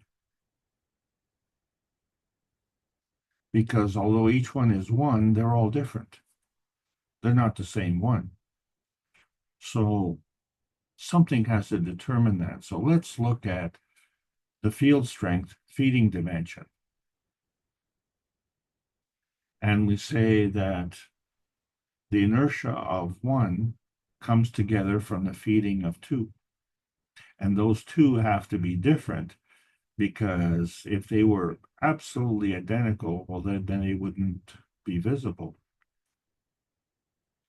or they wouldn't exist. Well, so which is it? Are they visible or they don't? Are they not visible or they don't exist? Are they visible or do they exist? So let's say that they do exist. You see the green ball, you see the red ball. Well, let's add another one because that only took care of the first one. So the first one is one feeding strength dimension, and the other one is another feeding dimension. But now we have an inertia field from the orange ball and the blue ball. So let's have an inertia field of the last one, which is another feeding dimension, but not the same one of the yellow ball and the purple ball. So now we have the inertia of 1 plus 1 plus 1 is more than 3. So the 3 is an inertia field of the first ones. But the first ones are still there. They're still feeding. And they all have a field strength. And the 3, which is the combination of those 3 fields, is still there. And it has a field strength. So that becomes an inertia field. But that's a feedback field. Whereas the other fields are feeding fields. So each dimension is a feeding field, but each dimension is different. Why is it different? What causes that change? So some of us can say, well, the difference between one and the other one is the color. And then the difference between the third one is the color. And the color is the same difference between the first one and the third one. So each one is different based on the color. But what caused that color? Was there a feeding change? So is the first one, we now have the red and the purple as being part of the feeding dimensions. Wouldn't that change the field strength of the red one?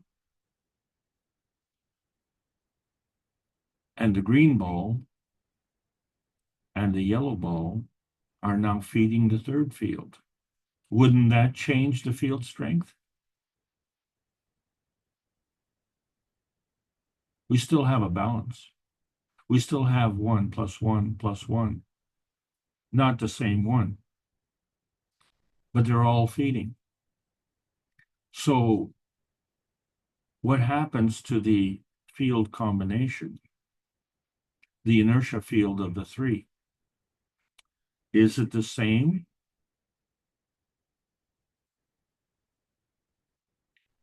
It would stand to reason, wouldn't it? Because you're still maintaining the same field strengths that are part of the inertia feeding. But not really, because the first one now is not the same as what it was, and the third one is not the same as what it was. The second one is the same as what it was.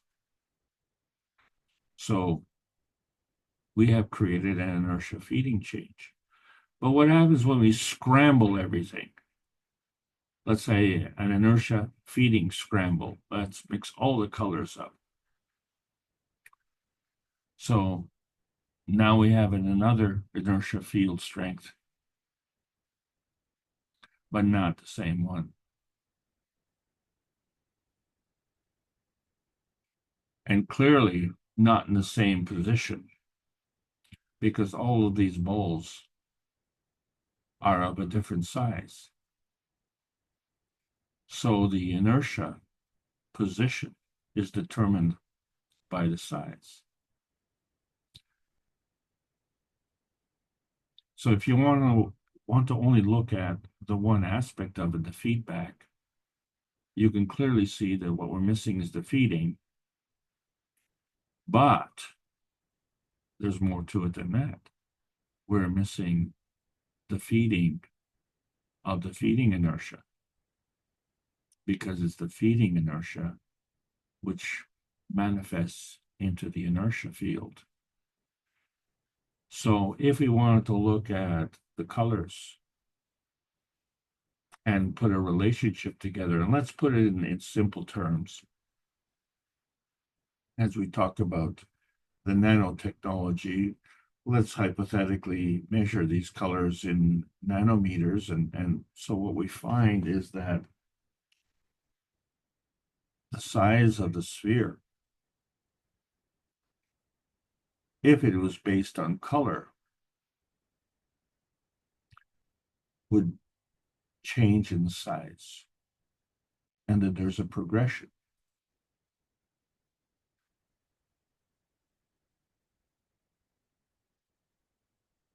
The progression, say between the 7 nanometers and 5 nanometers, is 2.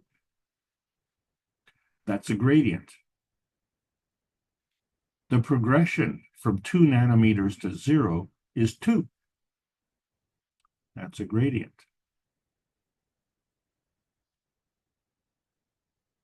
The first one and the second one are the same gradient. So the gradient charge would be the same, even though they're involving 2 different colors and even though they would be in different locations. So therefore, if we were to look at that gradient from the yellow to the blue, that's a medium-sized gradient. And then if we look at from the red to the blue, that's a larger gradient. Well, interestingly enough, the difference in the gradient is a gradient. So there's a high gradient, a medium gradient, and a low gradient.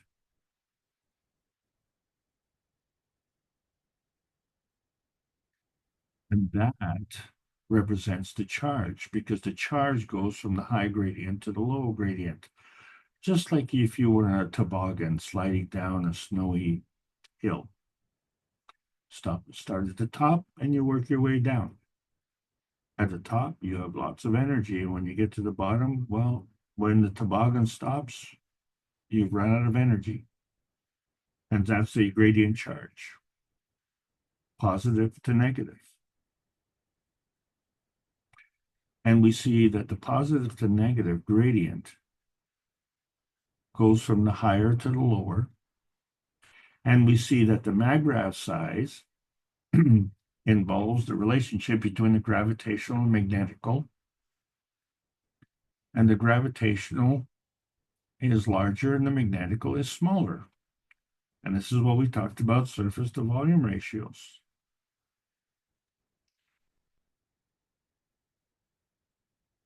The higher the negative charge, the smaller the particle. So in this case, the smallest sphere is the purple sphere, and the largest sphere is the red sphere. So the red sphere is gravitational based on size, and the purple is the smallest, and so it is a higher negative charge. And so it is the giver.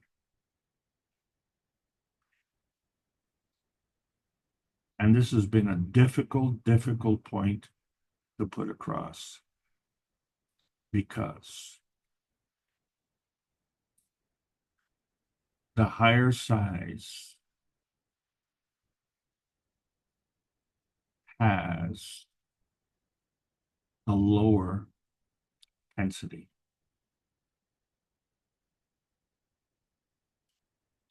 The smaller size has a higher density.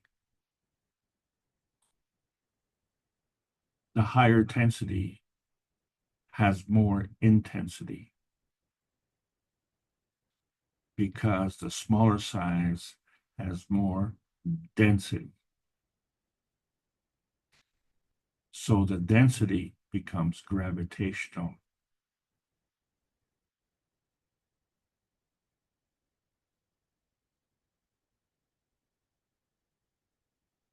And the out density, which has less density, is magnetical. So all of a sudden, the smaller sphere is the giver, because the higher gives to the lower.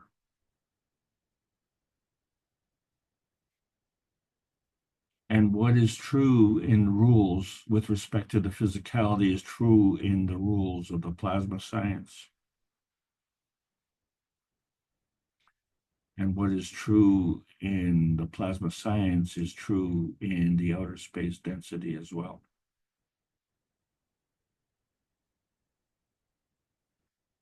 So when we're looking at our physicality, we have to understand that our history is a small history, and we are the pioneers in that history.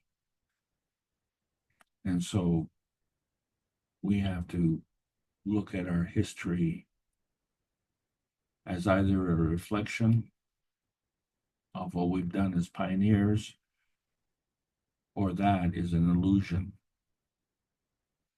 because the true reflection is of the historical context of the entire universe. And so if we look at the basic structure of the amino acid, the star formation, and we provide the pattern, we get the energy, then we create the Magravs condition, the matter state condition. And we have the feeding by way of the soul. So now we understand that the core dependency is coming from the relationship of the magnetical gravitational relationship. And therefore, based on surface to volume ratios, the electron is negative and the neutron is positive.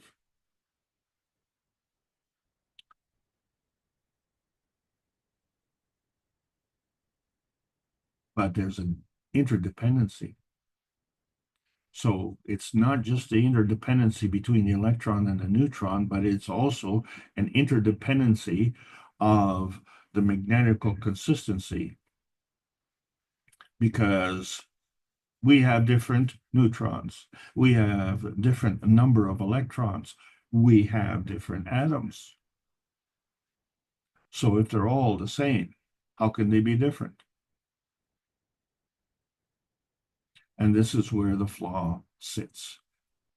We can never answer the question, how big is large? Because it's not a standalone question. We say that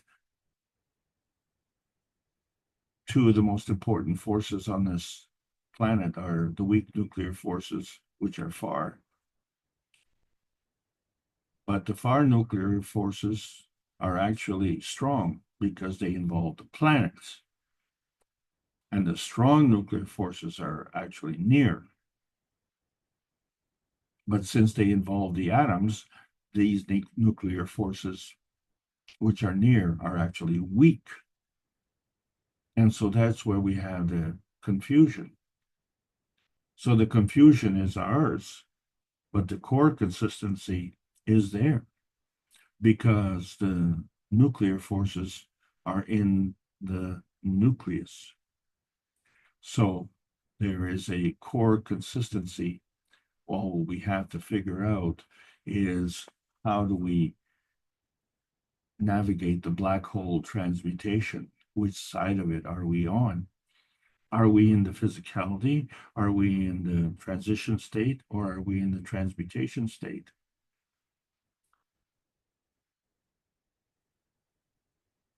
Or can we see that there's an interdependency between the physical state and the transition state.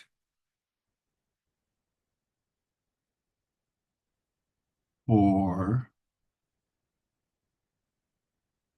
it could be from the physical state to a transition state of a higher energy state. Or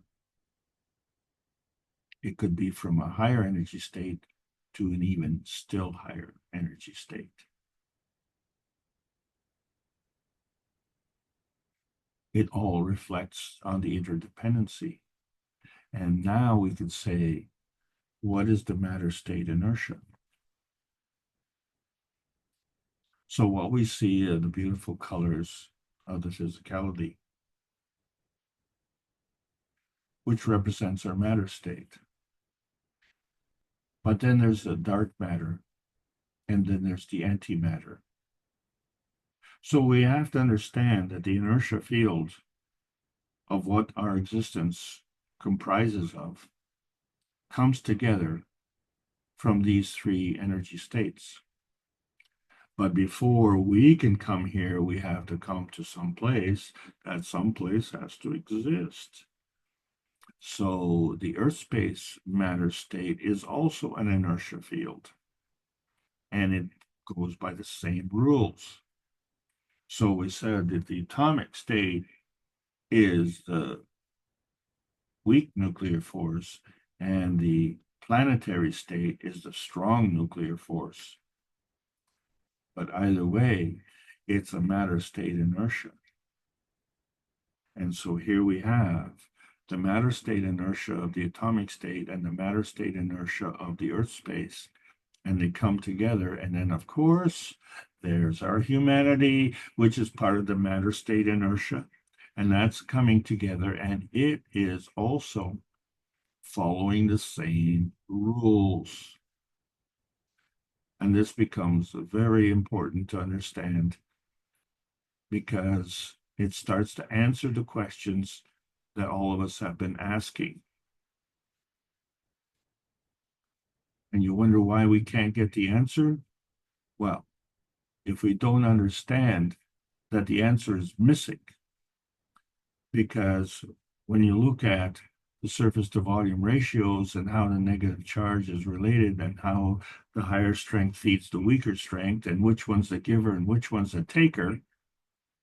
So we have to understand that the surface to volume ratios are really the inertia to field strength ratios, where the incoming field strengths affect the inertia, and the inertia is a product of the incoming field strengths. And we, as humanity, are individuals, but so are chickens, cows, fish, and lettuce. And we choose to eat them.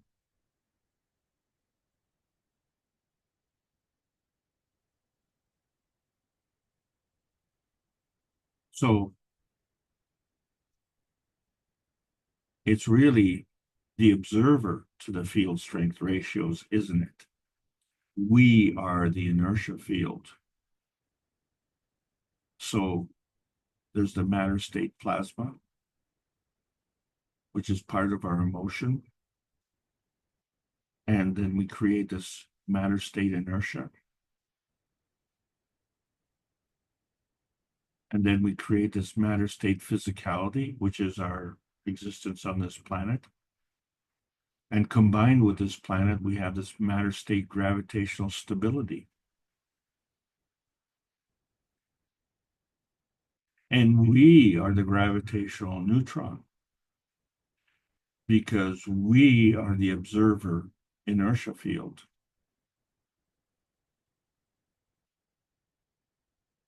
So if you can't see it, how can you observe it? You have to be a good detective. So a good detective understands the observer field strength, susceptibility. We have beliefs and we have experiences. And it is truly our beliefs that are part of the feeding dimensions. So we experience our beliefs because in some places today is a cold day, and in some places it's a warm day. But that doesn't tell you if it's a good or a bad day.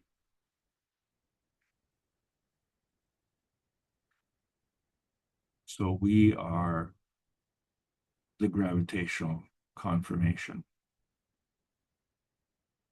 of what's going on, and we are the observers. So the energy exchange follows a sequence. The lowest energy would be the magnetic, then it graduates to electric, electromagnetic, up to atomic, nuclear. We're beyond nuclear into the plasma, the soul of the body, and the soul of the man. These are all different energy levels, and they all operate by the same rules because it's a two-way street.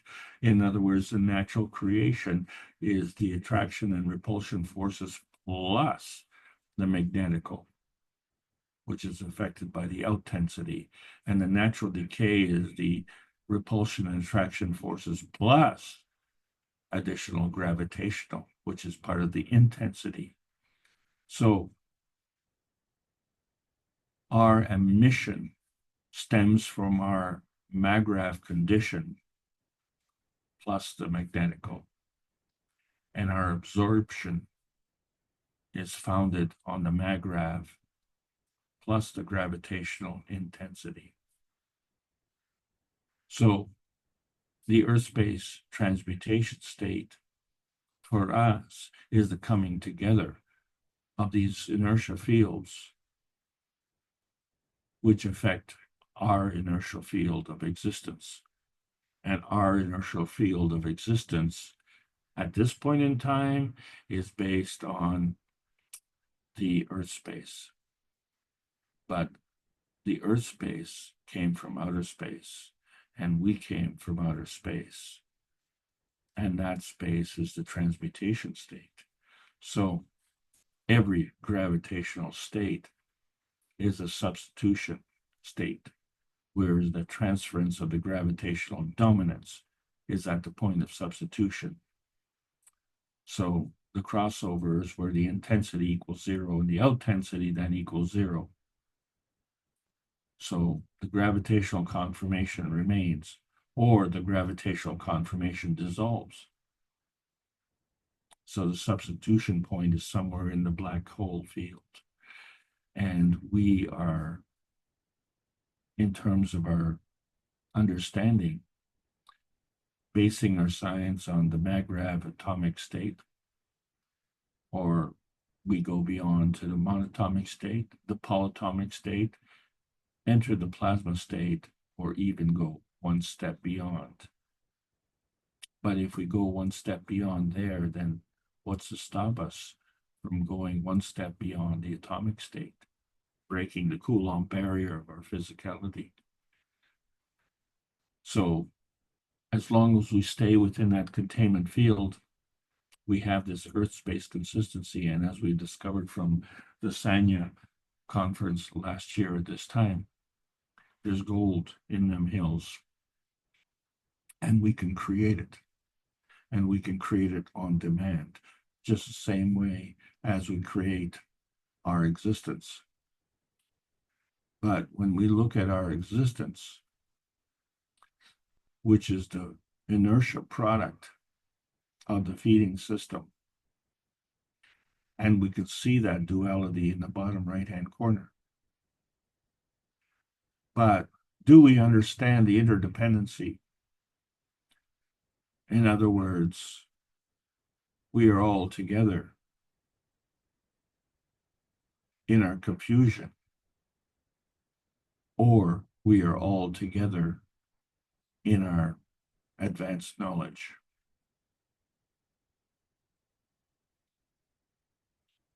And can we affect our neighbor? Can we dominate our neighbor?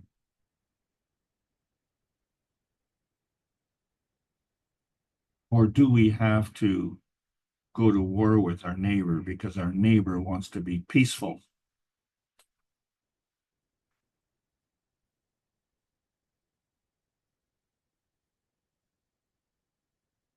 Can the neighbor coexist with the other neighbor if that neighbor does not share that belief? Well, obviously we can, because the interaction is dependent on if we allow it. Will we allow the abuse to continue? Because that's what it is. So, do we become warmongers with the warmongers, or do we accommodate and allow them to learn the consequences of their actions?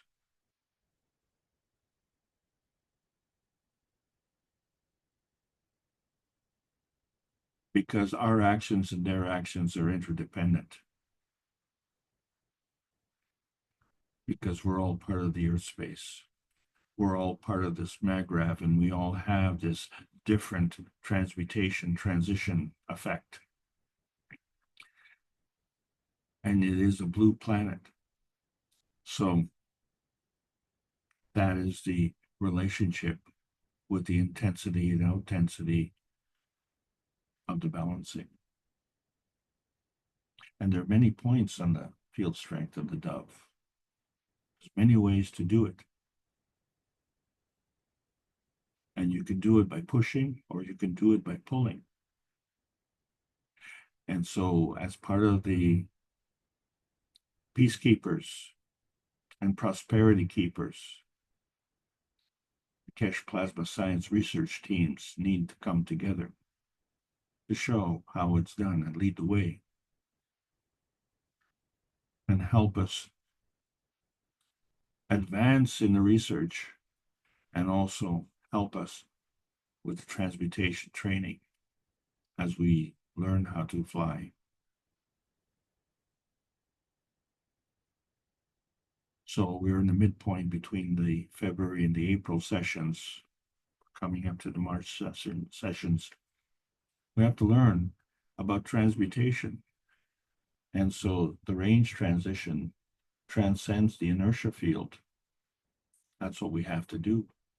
So we have to have an inertia field of the transmutation dimensions, other dimensions, and those follow laws, the laws of conservation, and they govern the covalent, trivalent, and tetravalent bonding attributes, and we didn't say which dimension, which inertia, which energy state, because the containment of inertia is manifest through the contention of equality. So the soul of the man cannot be abandoned, and nor can it be compromised. And the color of man is based on the integration with the soul of the man. This is the integrity of the man. And so the inertia, unity, consistency comes from the pathline and susceptibility that we all have, coming together with the emission of attention and the emission of retention, right? We are what we give our time and attention to. And this interacts to create the emission of intention. And everyone can see the truth, because this creates a balance of contention, the contention of equality.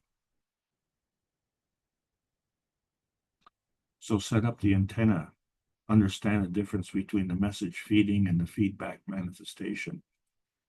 This transmission has to be tuned to the various transition zones. Understand that the selection of one force is magnetical and balanced by the force selection of another gravitational force. So the resulting selection field is a maggrav manifestation. So the selection manifestation is predetermined. So who is doing the choosing? So your emission of intention is consistently affects the standard folding deviation and leaves no room for war by choosing the peace dome of intention. So the transmutation manifests in balance with the peace dome. So we all need to ask is why does the earth need a peace dome?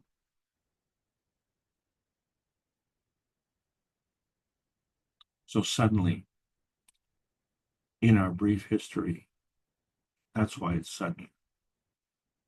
But it's taken years to transcend the limitations of nuclear science, to achieve the greater oneness.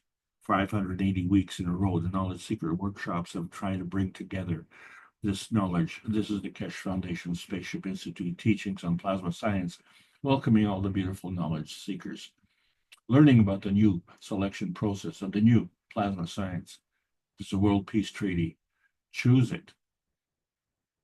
You're the one who has to choose it. You're the one who has to sign it. We are all four-wheelers in a three-dimensional feeding inertia. And there are no straight lines to connect the dots of these fields of inertia. Can we go into outer space without a peace dome? No, actually. So is the present inertia governed by the dimensions of history? It all depends on who's doing the choosing. So how do we impart the transition of energy states of this inertia? So the interdependency is the consistent inertia of the physical transmission dimensions. And that's why the plasma science is being delivered daily via the peace dome in exchange for peace on Earth. So welcome to the new outer space age. I hope you all enjoyed today's session. You can unfasten your seatbelts now. Thank you very much. Okay, thank you, Alex, for conveying more and deeper understanding, or your understanding of this knowledge. I think that's the way we put it these days. Let's see if any of the participants have a question or you've aroused any curiosity among those who are here and willing to open their mic.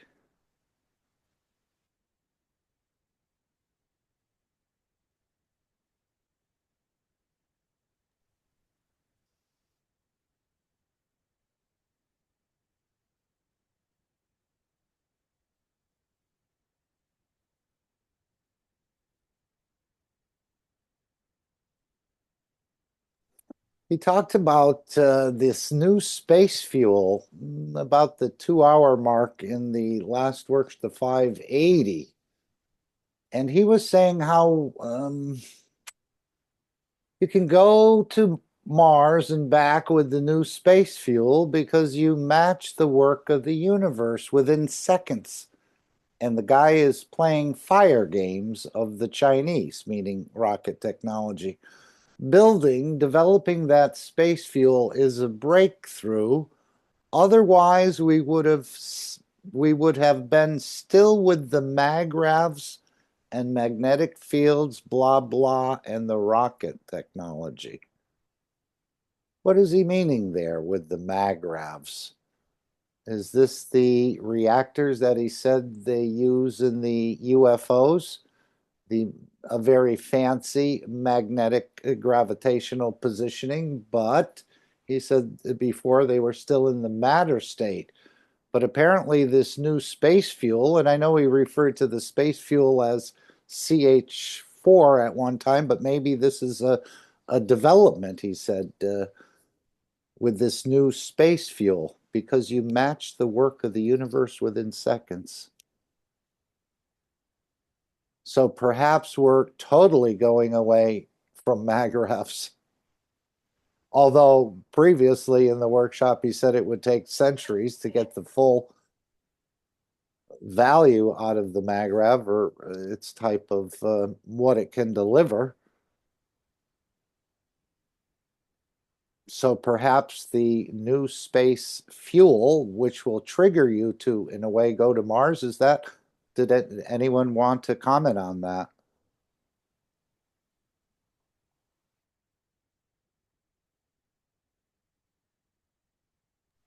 Or Alex, would you like to comment on that? Me again? So yes, there has to be a gradient. Otherwise, there's no motion. But there also has to be a field strength.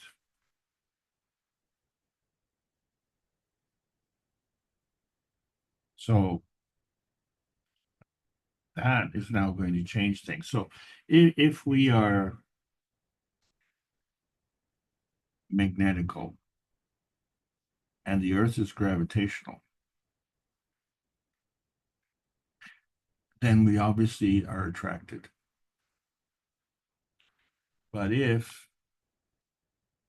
we become with more gravitational, then we will be repelled.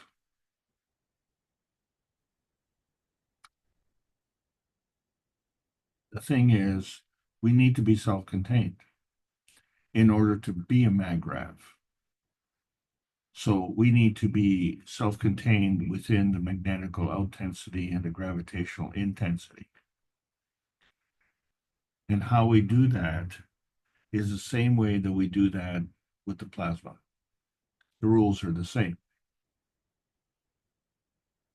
So the big question is, how do we do that when we are in the physicality? Well, because the physicality is in the lowest energy state. If we want to travel in the lowest energy state, it will take the longest, and it requires the harshest of fuel, which can cause an explosion. But if we travel in the plasma state, then we could travel at a higher speed, and we could travel much more safely. And so this is part of the advanced science. But now we have a new advanced science. So we have to understand the limitations of the present science, because the rules are the same. So there is an outer space density as well.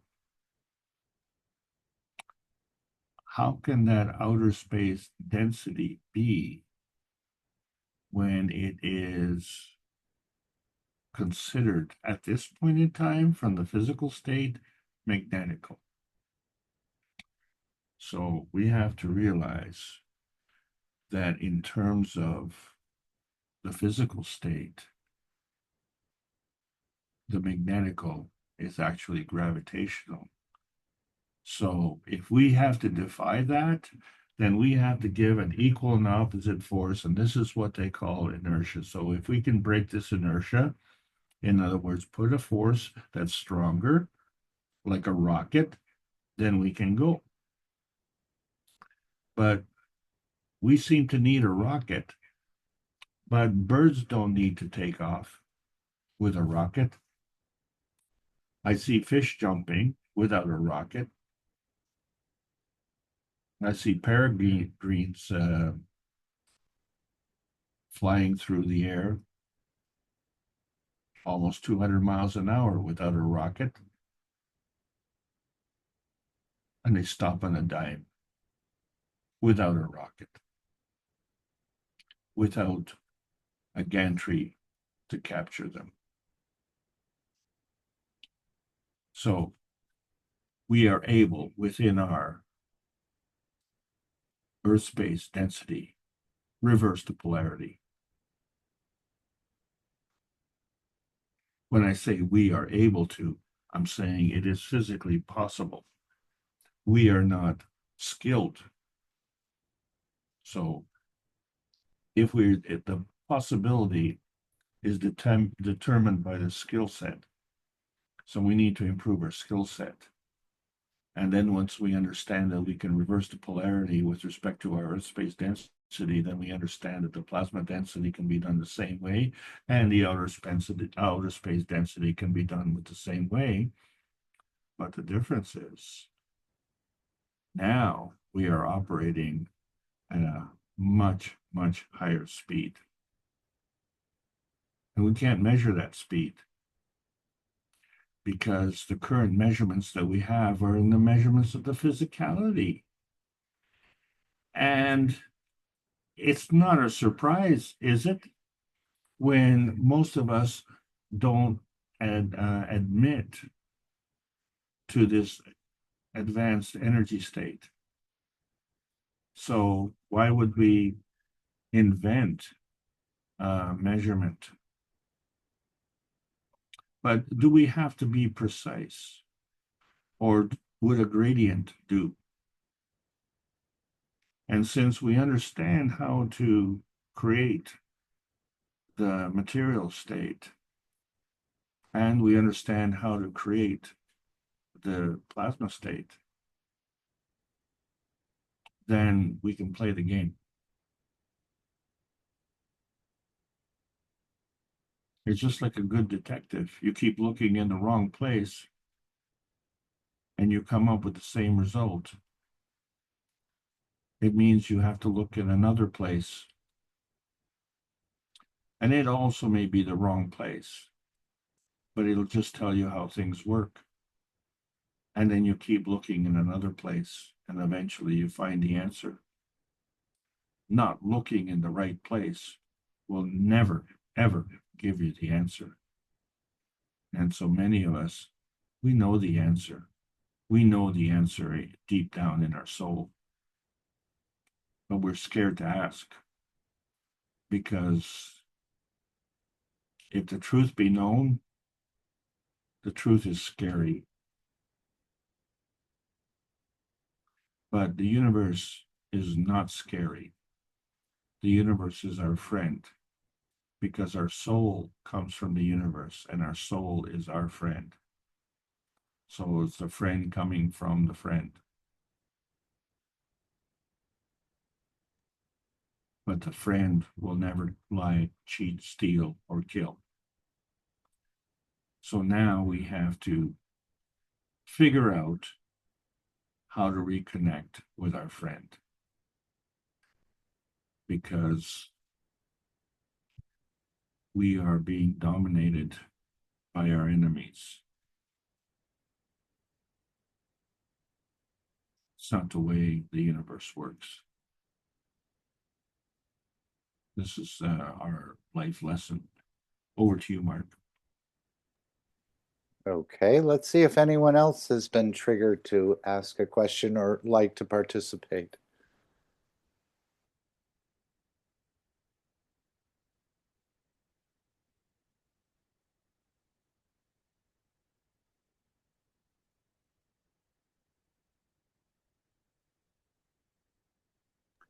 He's talking about traveling anywhere instantly because he used the field strength of the magnetic fields of the plasma and not the matter state. And here's an interesting, the next sentence was, and the tool for this was given to you knowledge seekers from day one, the Ganses. But I thought the Ganses were a matter state condition. It's you who have to understand how to manipulate it.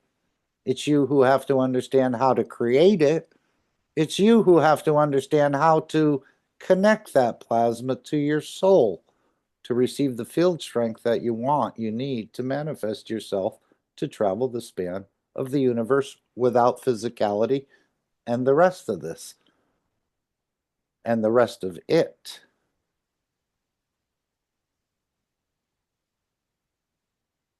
So I think we're not quite there yet. Maybe some are closer than others, but it does seem like there's more understanding about the manipulation, the creation, and how they interact to get the strength you want to do something. And maybe this all comes through the emotions. So I think you've answered the question as to why book number 1 is not book number 3 and why book number 3 is not book number 1. Makes Because sense. Yeah. what we're looking at is the creation of matter. We didn't say where. Does he call it the creation of matters or matter? When we talk about matter singularly, usually that refers, I thought, to the matter state. When he talks about the creation of matters, then we're talking about the energy dimension with the plural. You are correct.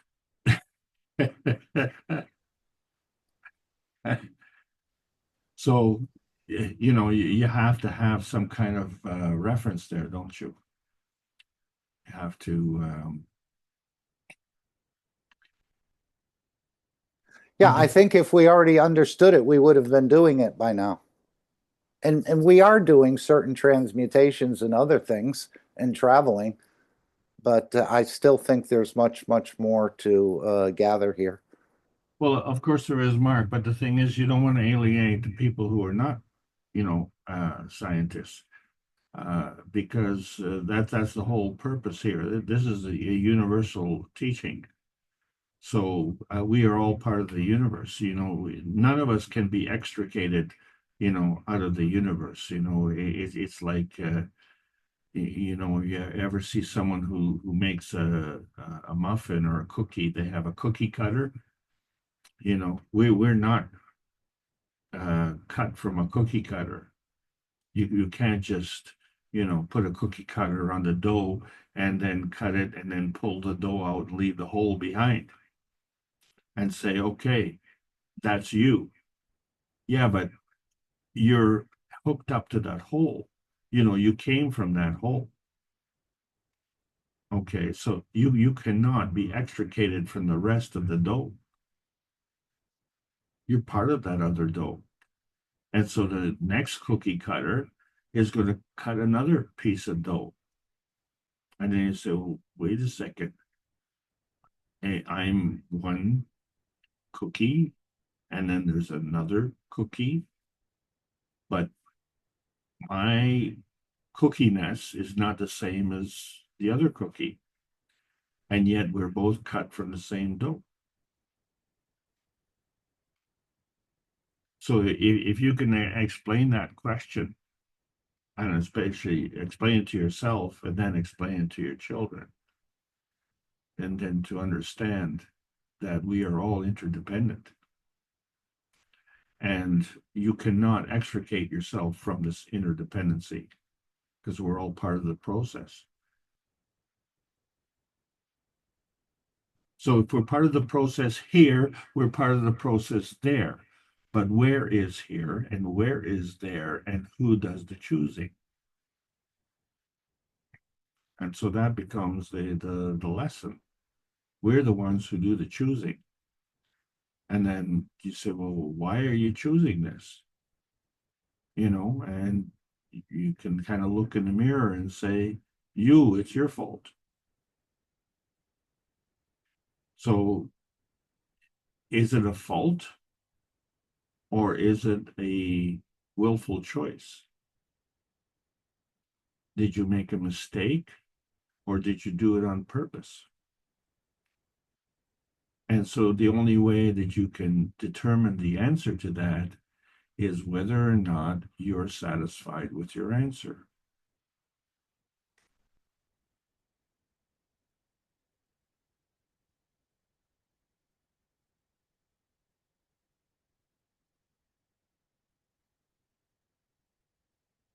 So for a lot of us, we come up with excuses because the answer we have is unsatisfactory.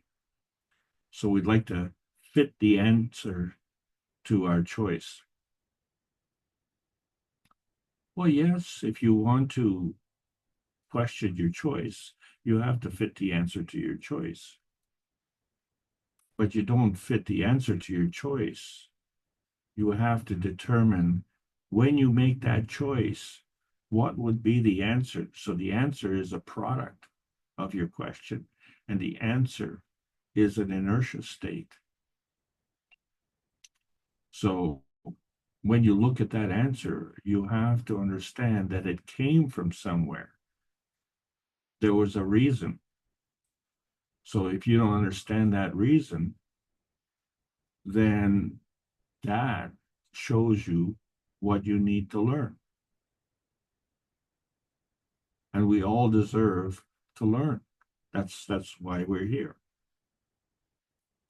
So we have to take comprehensive responsibility for our learning, for our knowledge.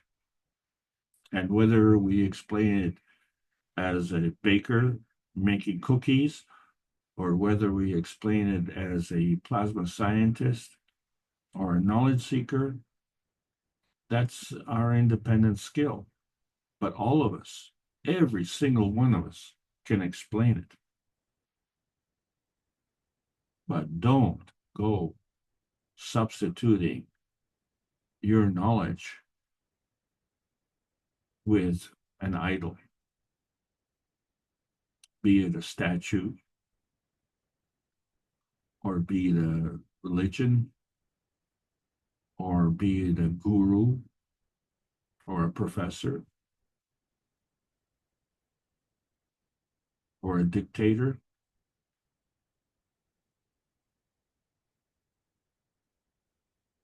Peace and prosperity comes within your own mind.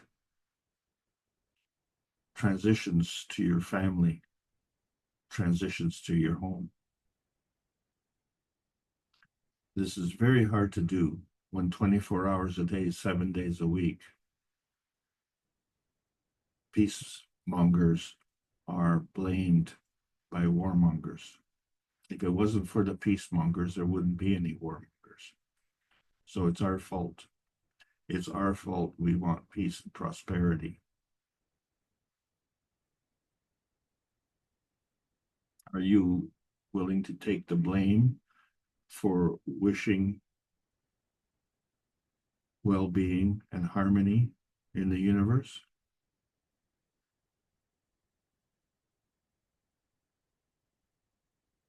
That's why we all need to contribute to the Peace Dome, because obviously the Peace Dome is not doing the job for a reason. It needs reinforcement.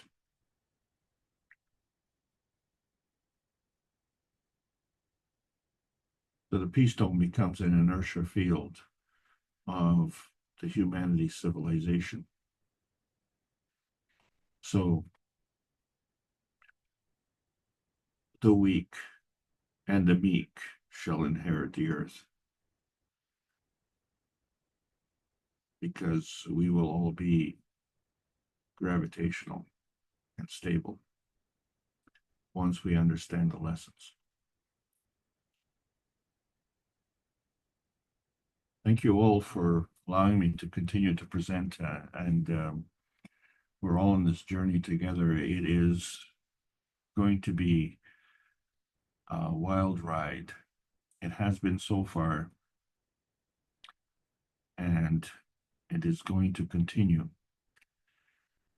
And that's the fun of it. We have to see the future as bright and fun, because life, that's the intention of life. It's for our enjoyment. It's for our pleasure. And we can't have our pleasure if we can't share it with our neighbors. Thanks, everybody. Back to you, Mark. Thank you, Alex. Is there anyone else who'd like to raise a point or a question? Yes, I think we'll be coming along at a faster rate over the next few years, but we'll have to see. But I think, again, the systems are there to support this work and to get us to a certain point, or to get a few people to a certain point, and then they'll share it with the others on the soul dimension, hopefully, what we'll see. But it's definitely moving forward, without a doubt. Anyone else?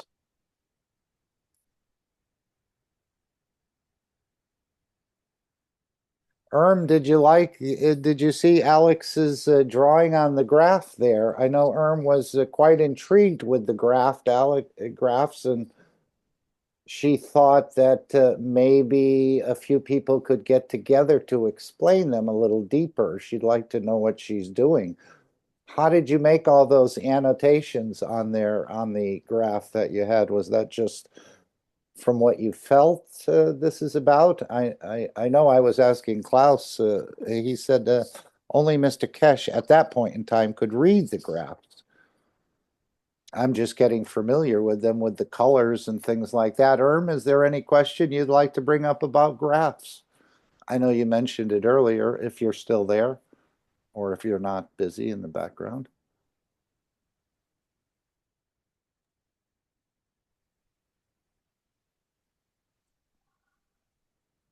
I don't have anything to say right now. All right, that's fine. There's no problem. It's a very tough subject, Mark.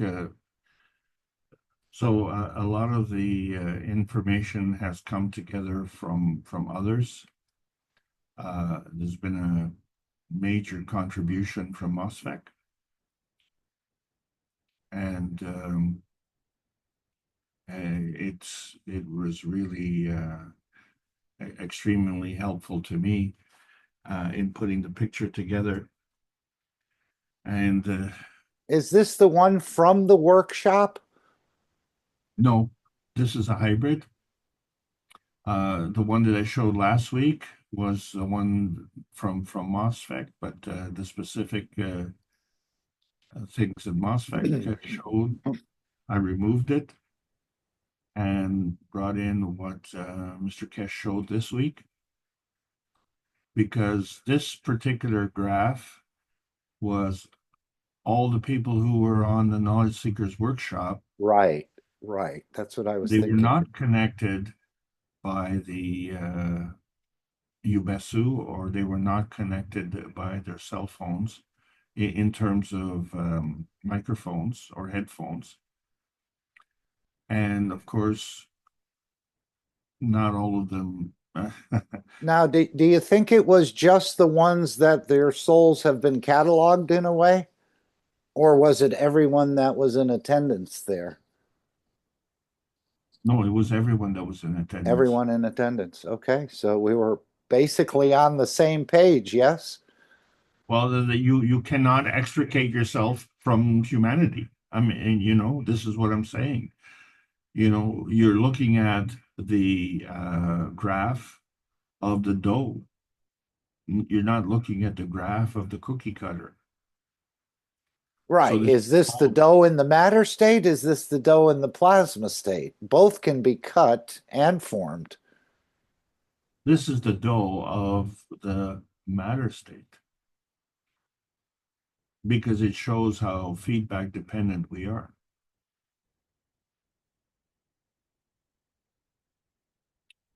This is you can see the contentious issues along the flat line.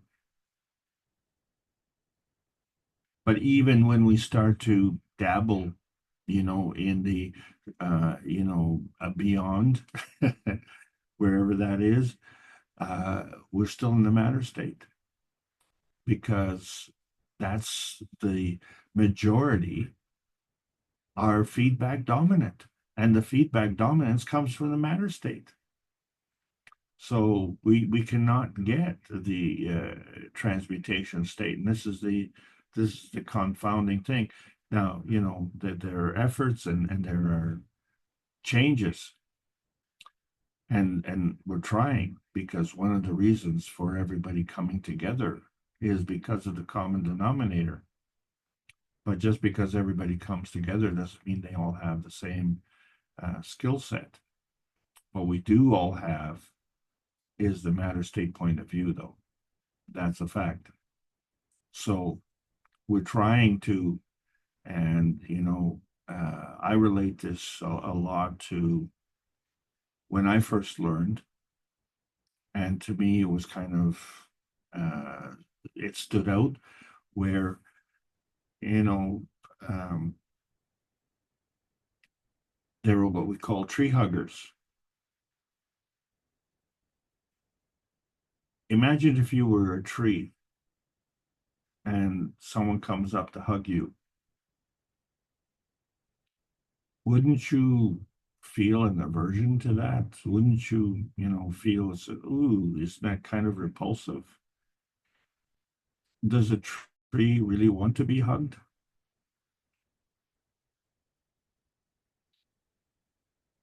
So is the fact and the act of hugging the tree a demonstration of your affinity to nature?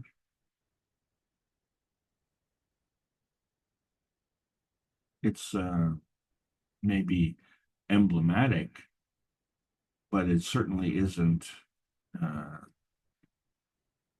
shall we say, effective, because that's not how we operate.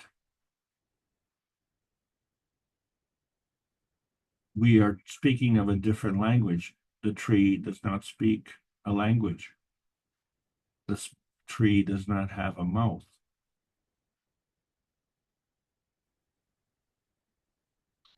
But the tree does communicate. So if we want to communicate with that tree, we can't insist on communicating it our way. Because now we're imposing on the tree. So you think the tree is not offended? Okay, well, I love your misguided intention of caring for me, but you're being disrespectful of my nature. And in my nature, I can communicate with you through my soul. Yeah, but I think the tree can feel the emotion of the hug, even though I never thought that before. It certainly can feel that emotion of the touch of the Yeah, tree so it or doesn't the need to hug. be hugged. Okay, otherwise Maybe it's creating a new emotion for the tree. Could oh, that be give me a possible? break. Give me a break. Said no That one's ever hugged me before in my entire oh, 400-year existence. Thank you. the maple syrup is dripping right off the plate. It's sweet too. It is so sweet. Oh no, and that that is a misguided intention. So whatever you're intending is coming from your soul. And that's what we have to accept. We are feedback dominant. Oh yeah, I love you because I'm going to hug you. Really? No, Are I you hug you sincere? because I love you. Well, how many people, chop a tree down and cut it up into little bitty Oh pieces and yeah. heat their home with it. I love you so much, and thank you for being there because you provide heat and energy in my house, and also I can cook my food with it, which comes from your other friends, your other vertical friends. I could cook some Yeah. carrots and some beets. And by the way, there's other horizontal friends. I can throw in some beef, maybe, and some chicken.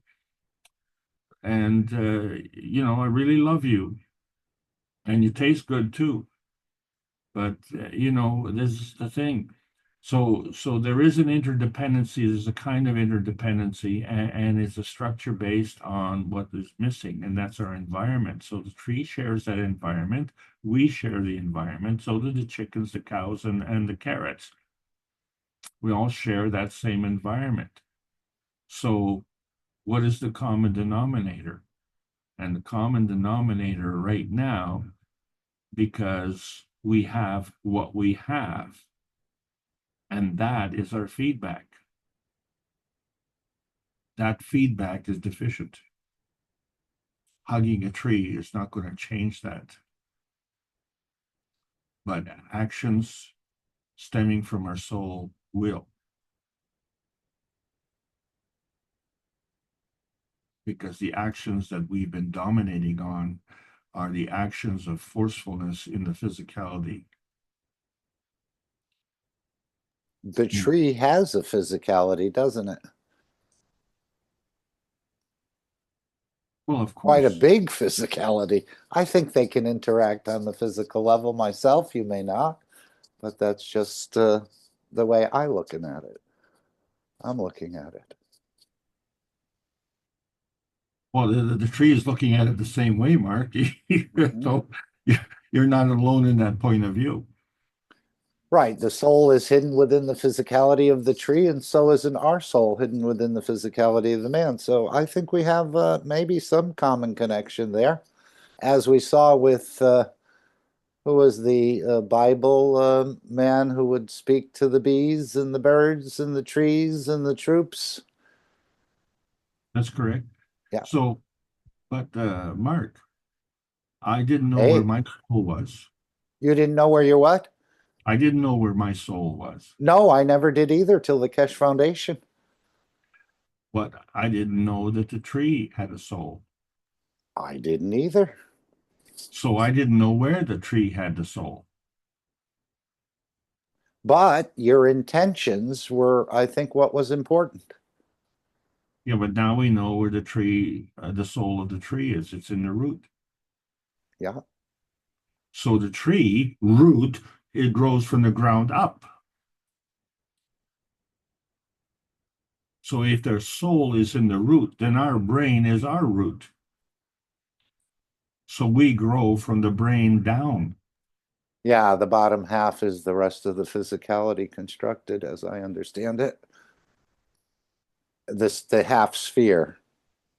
We're left with a half sphere, but the other half of the sphere is the rest of the physicality that's been created.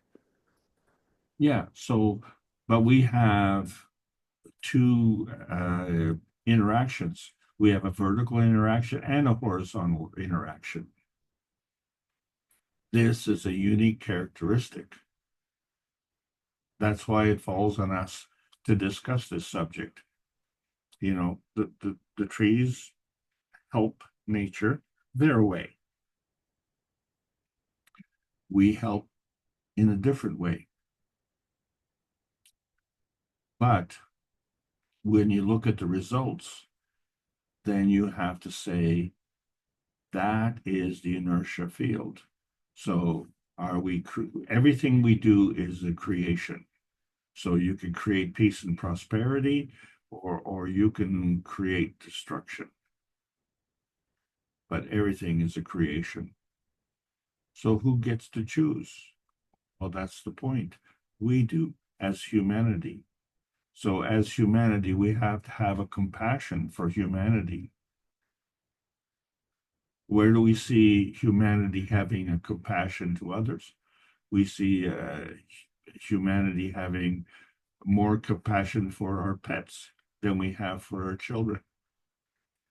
Then some have more compassion for the trees than they have for their children. It has to be equal. You have to have a compassion for life. All of it is life. You have to have a compassion for life. But we're interdependent. So we are 80% compliant and 20% deficient. That's not bad. But that's where Pareto's principle comes in, where 80% of the work is done by 20% of the people. Well, we, the people, are hovering around 14%. However, we're just one step away from doubling that.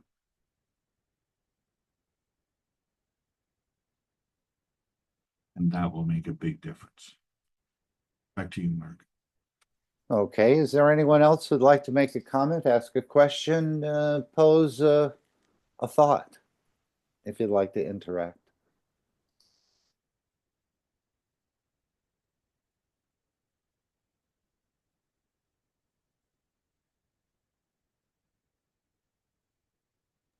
Okay, I think that's fine.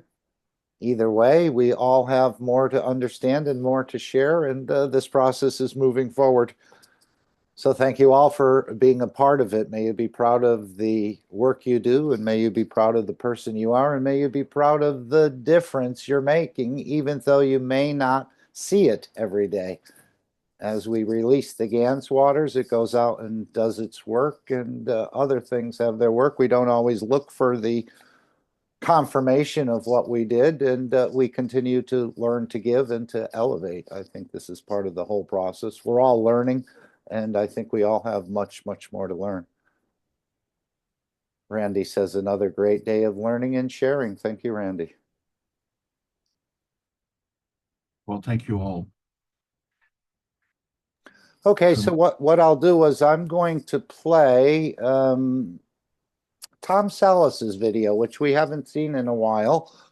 What happened in Dominica on 2017 when he left some GANS jars, and Storm Maria was about to approach, and they left for Florida. And when they came back, you see how the dome of peace in a way was created, and also a dome of protection over his entire plot there. So again, I'm not sure if he knew what he was doing, or he had just had the Ganses in the garden and wished perhaps they would protect his endeavor there, the little shacks and so on. So we'll see that, and then the final disclaimer, and the meeting will come to an end.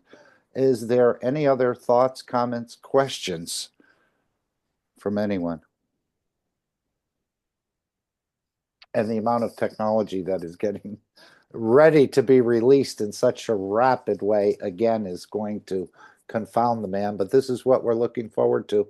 And the interest will have us move away or divert from the war and the making of tools of war into the making the tools and the systems to travel the universe. And so this is a beautiful enlightenment for this planet. And of course, we're going to take it out across the universe, because I think there are still some souls out there perhaps being abused, as we've learned here.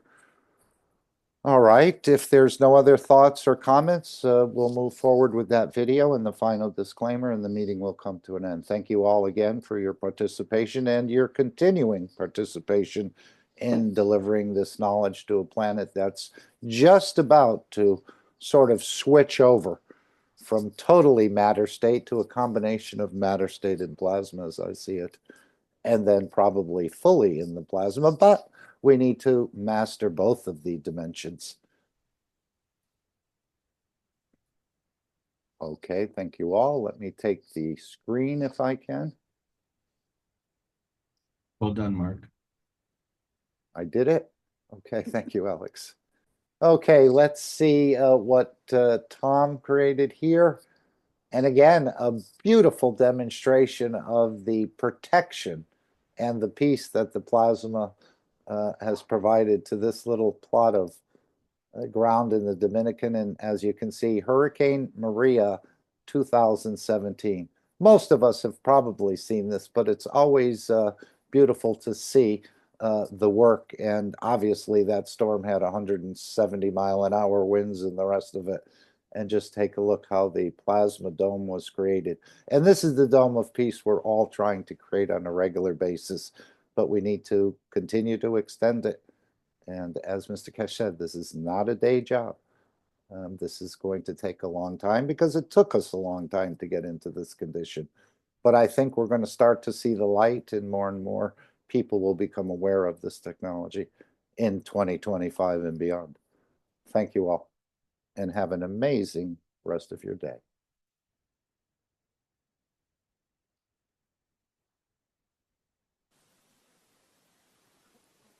So I'm trying to give you an idea of where the edges are to what we might be looking at for some kind of a protective dome for that the plasma has given us. So what I'm doing here is I've started in front of the house and I'm walking down the track, and you can see there's the flowers.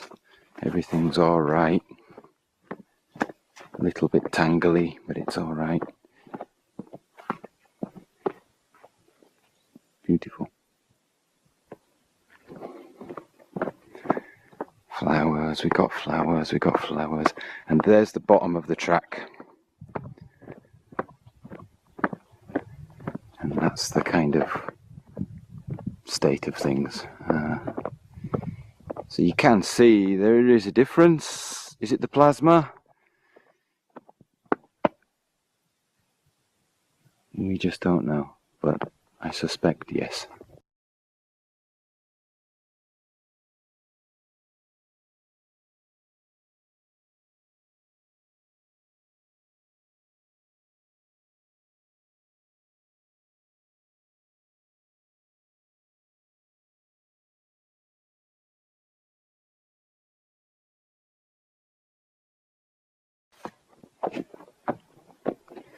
For sure it's a different vibration.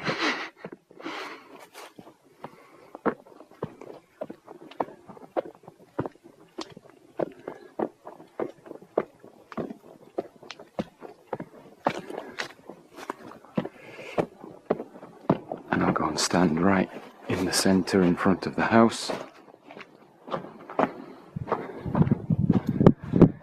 Say hi. Hi. And that's the way it looks right in front of the house. And there's our beautiful mountains that were once green and then now brown. Right, here's the little shed that's intact.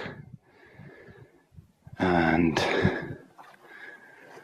kind of over the top there is my little house shack that got blown down. And kind of over there is the other shack that got blown down. So we feel that there was like a ring of, let's call it a ring of oasis around the house of a couple of 100 feet. And then there was an edge to that ring where things started to get a bit more vulnerable. We don't know if that's the case or not, but have a look for yourself. It's certainly a nicer vibe up here than it is down at the bottom of the track.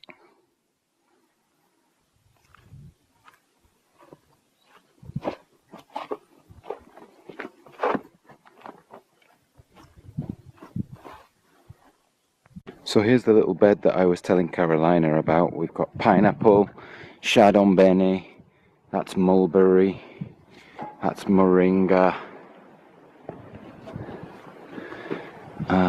what's that, Chinese cabbage, that's aubergine, spinach, I'm not sure what this one is. They've got basilic, looking good, pineapple on the way, and somewhere in there, look, you can see there's a jar of plasma. Perhaps that helped that bed to stay intact through the hurricane. We don't know for sure, but maybe.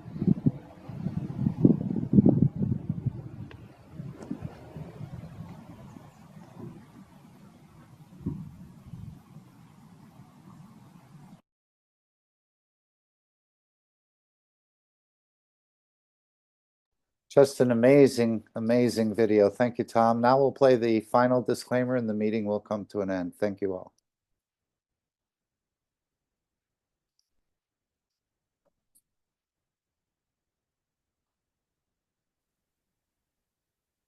Disclaimer. The information and education material contained herein is meant to promote the general understanding and dialogue of GAN's processing. Such information is not meant or intended to serve as a substitute for a healthcare professional's clinical training, experience, or judgment. For patients and individuals, such information is not to be a substitute for professional medical, therapeutic, or healthcare advice or counseling. For medical issues or concerns, including decisions about medications and other treatments, readers, viewers, listeners should always consult their physician or, in serious cases, seek immediate assistance from emergency personnel. Prescription information, procedures, and use of medical devices information should be undertaken only by properly trained and certified medical personnel. We specifically disclaim any warranties, express or implied, including implied warranties of merchantability or fitness for a particular purpose. Such information is provided, as is, and is believed to be accurate at the time of its publishing, but it is the viewer's job to evaluate the accuracy of any information found in this presentation.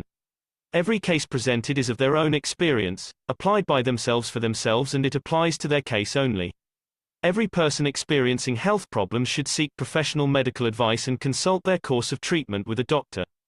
The processes of plasma balancing described herein are a natural process which supports the body but does not replace medical advice or therapies one is already subject to.